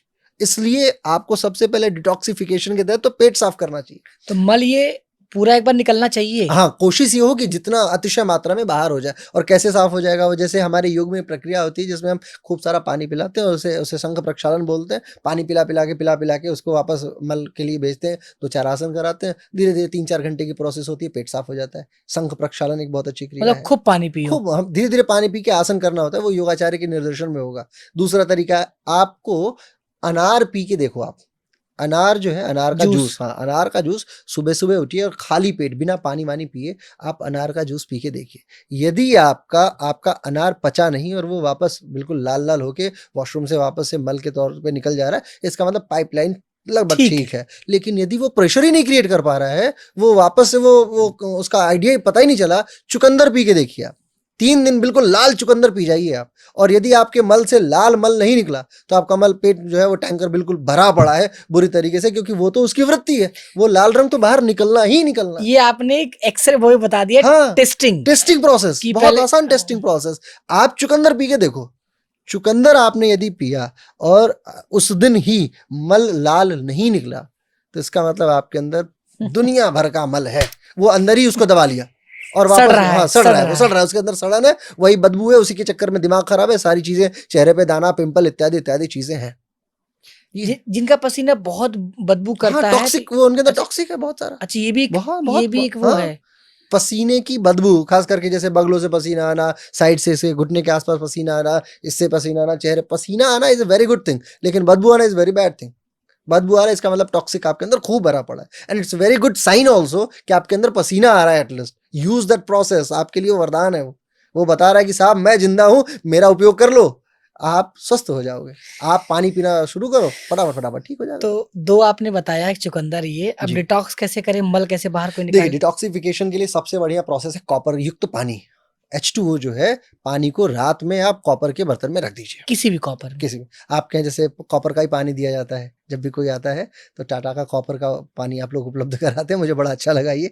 तो ऐसा ही, लेकिन उसको, ये तो खैर किसी कॉपर में रख के आया है पैक्ड होके, आप प्रतिदिन घर में कीजिए। कॉपर का बोतल लाइए, उसके अंदर पानी रख दीजिए और सुबह सुबह उठ के उषा पान कीजिए। सबसे पहला आहार कॉपर वाला पानी, जो रात भर कॉपर में रखा गया था, कॉपर के बर्तन में। वो क्या करता है, हाइड्रोक्लोरिक एसिड के साथ, ये जो पेट में HCl है ना, सबसे अधिक मात्रा किस एसिड की है? हाइड्रोक्लोरिक एसिड की। टालुइन आपके मुंह में है, टालुइन के साथ में मिलता है, वो जाता है हाइड्रोक्लोरिक एसिड के साथ। तो हाइड्रोक्लोरिक एसिड के साथ कॉपर और H2O केमिकल सब्सटेंस बना के आप देखेंगे कि सारी चीजें धीरे धीरे हाइड्रोक्लोरिक एसिड के प्रोसेस को पूरी तरीके से वो पेट में बहुत पावरफुल बना देता है। तो अंदर जब वो पानी जाएगा धीरे धीरे, तो आप देखोगे कि अंदर जाने के उपरांत वो पेट को बहुत, जो भी उसका विजातीय तत्व है उसको बाहर करना शुरू कर देगा। नंबर 1 चीज। नंबर 2 चीज कि घर में क्या कीजिए कि आप पानी रखिए, पानी का बोतल, दिन भर क्या पानी करना है, खीरे को काट दीजिए, नींबू को काट दीजिए, जितनी भी हरी सब्जियां उन सबको काट के, पुदीना वगैरह, और उसको उस पानी में डाल दीजिए। बड़े से शीशे के जार में या किसी भी जार में पानी को रखिए और इन सबको डाल के रखिए। वो डिटॉक्सिफिकेशन का वाटर है। खीरा, कोई भी, जो भी हरी हरी सब्जियां जो भी दिख रही हैं आपको, जिसमें करेला हो गया, जिसमें नीम की पत्तियां धो के रखी हों, वो रख सकते हैं आप। लौकी को काट के रख दीजिए, नींबू काट के रख दीजिए, खीरा काट के रख दीजिए, ककड़ी काट के रख दीजिए, उस पानी में डाल दीजिए और वो पानी फिर निकाल के पीजिए। डिटॉक्सिफिकेशन का सबसे बेस्ट ऑप्शन ये है। इनफैक्ट ऑफिस में भी लोग यूज कर सकते हैं। कितना घंटा ये ऐसा नहीं, घंटे का नहीं, जैसे प्रतिदिन आप पानी पीते हैं ना, प्रतिदिन पानी पीते हैं, जैसे आपके ऑफिस में मुझे पानी चाहिए और यदि आपने बोतल का पानी रख रखा है, तो क्या ऐसा नहीं हो सकता कि उस बोतल में हम ये चीजें डाल दें? बस वो हो गया डिटॉक्सिफिकेशन। ये होटल वगैरह में कहीं रखा होता है। एग्जैक्टली। क्यों? क्योंकि उसका जो शेफ है, उसे ये पढ़ाया गया है, तो वो अपनी शिक्षा का विद्या के स्वरूप में उपयोग कर रहा है, सबको बताया नहीं। और मुझे लगता है इसमें क्यों डाला गया है? नहीं, वो डिटॉक्सिफिकेशन का वाटर है, लीवर को इतना पावरफुल बना देगा। देखिए साहब, डिटॉक्सिफिकेशन का सबसे शानदार अंग जो है वो लीवर है। लिवर की अच्छा एक बात बताइए, अपनी पत्नी को या अपनी प्रेमिका को हम लोग क्या बोलते हैं? हृदय का टुकड़ा, हृदय बोलते हैं, हार्ट बोलते हैं। माता के लिए हम क्या है? हम माता के क्या है बताइए? माता में क्या बोलते हैं? आपकी माता को क्या बोलती हैं? आप उनके किसके टुकड़े हैं? करेजा, जी हाँ, कलेजा, जिगरा, जिगर के जिगरा, टुकड़े, कलेजा के, है ना? जिगर हाँ, के। कलेजा, कलेजा जिगर किसको बोलते जानते हैं आप? अच्छा यहाँ है, लिवर को बोलते हैं। अभी तक कलेजा हम लोग का ना ठीक ना है। ना ना, इसको जिगर जो है ना, जिगर का टुकड़ा, जिगर एक अरबिक वर्ड है जिसको हम बोलते हैं क्या? लिवर को बोलते हैं। लिवर है। क्यों माता बोलती हैं जिगर का टुकड़ा? Think about it. क्योंकि जिगर सबसे महत्वपूर्ण अंग है आपके शरीर का, अच्छा, सबसे महत्वपूर्ण। हार्ट की खासियत ये है, एक बार रुका तो काम खत्म। पंपिंग करना एकमात्र कार्य है हार्ट का। लिवर का कार्य जानते हैं? सैकड़ों कार्य है, सैकड़ों कार्य। ग्लूकोज को ग्लूकेगॉन में चेंज करके रखे रहना, जिस पल शरीर को कमजोरी महसूस हुई तुरंत देगा, ये लो बेटा जाओ ऐश करो, तुम्हारे अच्छा। पास एनर्जी है। हाँ, हम्म। आप जितना अगर ज्यादा आपने ग्लूकोज ले लिया तो लिवर उसको सेव करके रख लेगा कि बेटे को जब जरूरत पड़ेगी, अब शरीर को जब कितना जरूरत छोटा होता है पड़ेगी। लीवर? छोटा सा, इतना सा, लगभग और लगभग इतनी खूबियां हैं। अरे बहुत। लिवर की एक और खास बात बताता हूँ। लिवर की सबसे शानदार बात यह है कि आप उसको पूरा खत्म करके 20% छोड़ दीजिए, 20 या 25% छोड़ दीजिए, वो वापस से अपने आप को 100% बना लेगा। उसकी खासियत ये है। लिवर अगर लगभग 70-75% तक खराब हो जाए, उसके बाद भी वो अपने आप को ठीक करने की कैपेसिटी में आ जाता है। ये खराब कैसे होता है? खराब होता है आपके अल्कोहलिक होने के कारण से। ये ज्यादा जल्दी हाँ, से खराब। अल्कोहल हो गया, हैवी दवाइयाँ। आजकल तो दवाइयों का डोज 600 mg, 700 mg, 1000 mg की दवाइयाँ लोग खा जाते हैं। किडनी लीवर अलग अलग है। एग्जैक्टली। किडनी जो है वो पानी को साफ करने का, पानी ब्लड उसके द्वारा होके जाता है, उसके अंदर जाता है, ग्लोमेरुलस ग्लोमेरुलाई होते हुए, नेफ्रॉन्स होते हुए निकल जाता है, उसके अंदर ब्लड के अंदर जो भी भारी तत्व है वो किडनी लेके जाती है। तो जब आप कोई भी दवा खाते हैं, कोई भी भोजन करते हैं, मान लीजिए सर में दर्द हो रहा है, दवा आपने पेट में खाई तो सर दर्द कैसे ठीक हो गया? क्योंकि आपने कोई भी भोजन जो दवा ली वो पेट में पहुंची, फिर वो ब्लड में के द्वारा एसिमिलेशन के प्रोसेस के द्वारा, किडनी इसके द्वारा, सॉरी, आपके इंटेस्टाइन्स के द्वारा एसिमिलेट हो गई, ब्लड में पहुंची, ब्लड पहुंचा लेके लिवर के पास। देन लिवर विल डिसाइड किसको जाना किधर है, वो ब्लड में डंप कर दिया, उसी फॉर्मूले के साथ वो जब दिमाग से होते हुए पहुंचेगा खून, तो उधर ही उसको छोड़ देगी। यानी liver is the key process. Liver का मेजर रोल है, वो है की के तरीके से, कि क्या क्या की रोल्स है उसका, ये उसकी रोल्स एंड रिस्पॉन्सिबिलिटीज तय है। सारे अंगों को कंट्रोल करने की कैपेसिटी लिवर के अंदर है साहब। खराब किडनी होता है। किडनी भी खराब होती है, लिवर भी खराब होता है। जिसका लिवर खराब, लिवर का खराब व्यक्ति मान लीजिए कि वो दुनिया का सबसे मूर्ख व्यक्ति था। कि इतना शानदार अंग जो खुद भी कह रहा था कि मैं खराब ही नहीं हो सकता, उसको भी खराब कर दिया। वो सबसे, मतलब मैं उसको क्या बात, उसको तो गोली मार के मार देना चाहिए। अगर कोई लिवर का खराब व्यक्ति है, उसको पहले गोली मार दीजिए कि मूर्ख व्यक्ति। क्योंकि लिवर कम से कम 1000 बार बोला होगा कि भैया ठीक कर लो, ठीक कर लो, ठीक कर लो, ठीक कर लो, ठीक कर अच्छा, लो। लीवर खराब का व्यक्ति हर मामले में खराब है, आचरण का, व्यवहार हाँ का, हाँ हाँ, मतलब वो डर, मतलब उसका मतलब एक तरीके से होता है ना कि मेंटल आदमी, एक तरीके से उसको पता है कि खराब हो रहा है, वो खूब खींच के शराब पी रहा है, जितना दारू ले सकता है ले रहा है, कोशिश कर रहा है वो कि मैं दवा ले रहा हूँ तो लिए जा रहा हूँ, नींद की दवाई ले रहा हूँ तो लिए जा रहा हूँ। हाँ, अलग बात है कि पीलिया हो जाए, वो अलग बात है। बिलीरुबिन का कोई इशू हो जाए, वो अलग बात है। 2-3 रोग में लिवर परेशान हो जाता है। लेकिन अगर लिवर सिरोसिस होता चलता चला जा रहा है, फैटी लिवर तो भाई साहब आजकल हर चौथे व्यक्ति को होगा। जो भी मोटा है उसको सबको फैटी लिवर है। अब फैटी क्यों है वो?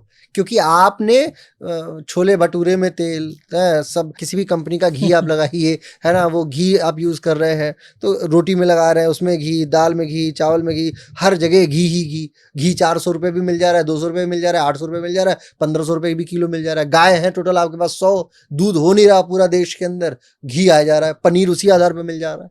ये सब कहाँ से आ रहा है? Think about it. इतना घी कैसे हो जा रहा है? आपको पता है ना कि 50 लीटर दूध निकलेगा तो 50 में से 1 किलो घी निकल पाए, ये भी बड़ी बात है। 1.5 किलो घी निकल पाए शुद्ध, ये भी बड़ी बात है। इतना घी कहाँ से तो आ रहा इतना है? घी कहाँ से आ रहा है? तो घी भी आप खाए जा रहे हो जो धनाधन हवन धनाधन, में भी और आप काम सोच हो रहे हो रहा कि है, आपके खाने शरीर में में भी होता फैटी है। लिवर भी ना। आसान बहुत नहीं वास्ट सब्जेक्ट है सर, बहुत डिस्कशन हो सकता है इस पे। हम जी जरूर नेक्स्ट जो पॉडकास्ट करेंगे जी, वो हम मेडिकल साइंस पे करेंगे, बिल्कुल इन बिल्कुल चीज़ों पे करेंगे, रेमेडीज पे करेंगे। बिल्कुल बिल्कुल। और आप केवल योग गुरु नहीं है सर, योग तो आपने का इतने सारे ब्रांचेस आपने बताया है, हठ योग बताया है जी। आपने। तो मैं तो आपसे ये विनम्र निवेदन करूंगा कि आप उन चीज़ों पे भी करें, आप कृष्ण पे बातें करें, आप मंत्रों पे बातें करें, मुझे लगता है गायत्री मंत्र पे आप 1 घंटा बात कर सकते हैं, उसके बिल्कुल। ब्रांचेस के बारे में, या जी, मंत्रों के जी, उसके बारे में, ये सब योग है। और पर्सनली मैं बहुत हील हुआ, जी। और ये मुझे लगता है ये भी एक योग है। जी, जी, जी, जी, जी। अगर ये चर्चा संयोग करके है, हाँ? ये संयोग है। अच्छा, ये ये योग संयोग है, हाँ, लेकिन योग है, योग है। मतलब अगर आपके शब्द अच्छे लग रहे हैं, मैं भूल गया हूँ कितने घंटे से बैठा हूँ। कितना घंटा हो गया भाई? 1 घंटा 45। 2 घंटे का कि ऐसा लग रहा है कि अभी हमने सवाल शुरू ही तो किया है। हाँ, हाँ, हाँ, बिल्कुल नॉर्मल हम लोग बैठे हुए हैं, हमें तो कोई परेशानी अभी नहीं, लग रहा है सवाल शुरू किया है शुरू हमने। हुआ है, जी, जी, 1 घंटा 45 मिनट हो गया। जी, जी। इट मीन्स कि हम कहीं तो डूबे कनेक्ट थे, हुए जो हैं, पता ही नहीं चला। हम ये डूबे भी हुए योग हैं, है। हम डूबे हुए हैं, जी, बिल्कुल। इससे बहुत सारे फायदे होंगे। बहुत, बिल्कुल। मन हमारा अच्छा होगा, जी, जी, तन जी। अच्छा होगा। कैलकुलेटिव टाइम जो है, जब आप हाँ, परेशान होने लगे, तो हाँ, इसका मतलब आपको आनंद नहीं आ रहा है। लेकिन आप हाँ। डूबे हुए हो, आनंदित हो, क्या आह्लादित हो, बात है, क्या बात है। उत्श्रृंखलित हो, तो यही आपके जीवन का ये नैसर्गिक तो स्वरूप है। सब आप पे निर्भर करता है कि चर्चा आप किनके साथ कर रहे हैं, जी, जी, जी, और आप कितना उसमें विलीन हैं। जी, तो बहुत अच्छा लगा सर। अगेन बहुत सारा पॉडकास्ट करेंगे आगे। जी, जी, बिल्कुल। मुझे इतना पता है कि आप यूनिवर्सिटी हैं, जी, जितनी किताबें निकाल लें उतना कम है, और जी। जितना यूथ को बता पाएं। जी, जी, जी। पॉडकास्ट का माध्यम क्या है कि भले से शब्द में आप बोल रहे हैं, जी। हील आप करा रहे हैं। जी, जी। और कब किसको क्या समझ में आ जाए, अगर मर्द को दर्द नहीं होता, जी। लोग पकड़ के इतना बड़ा सेंटेंस बना सकते हैं, हाँ, तो अच्छी चीजें भी पकड़ के लोग सुधर सकते बिल्कुल, हैं। बिल्कुल, बिल्कुल। बस अगेन सर, मिलते हैं। बहुत-बहुत धन्यवाद। जय श्री राम। जय श्री जय हो।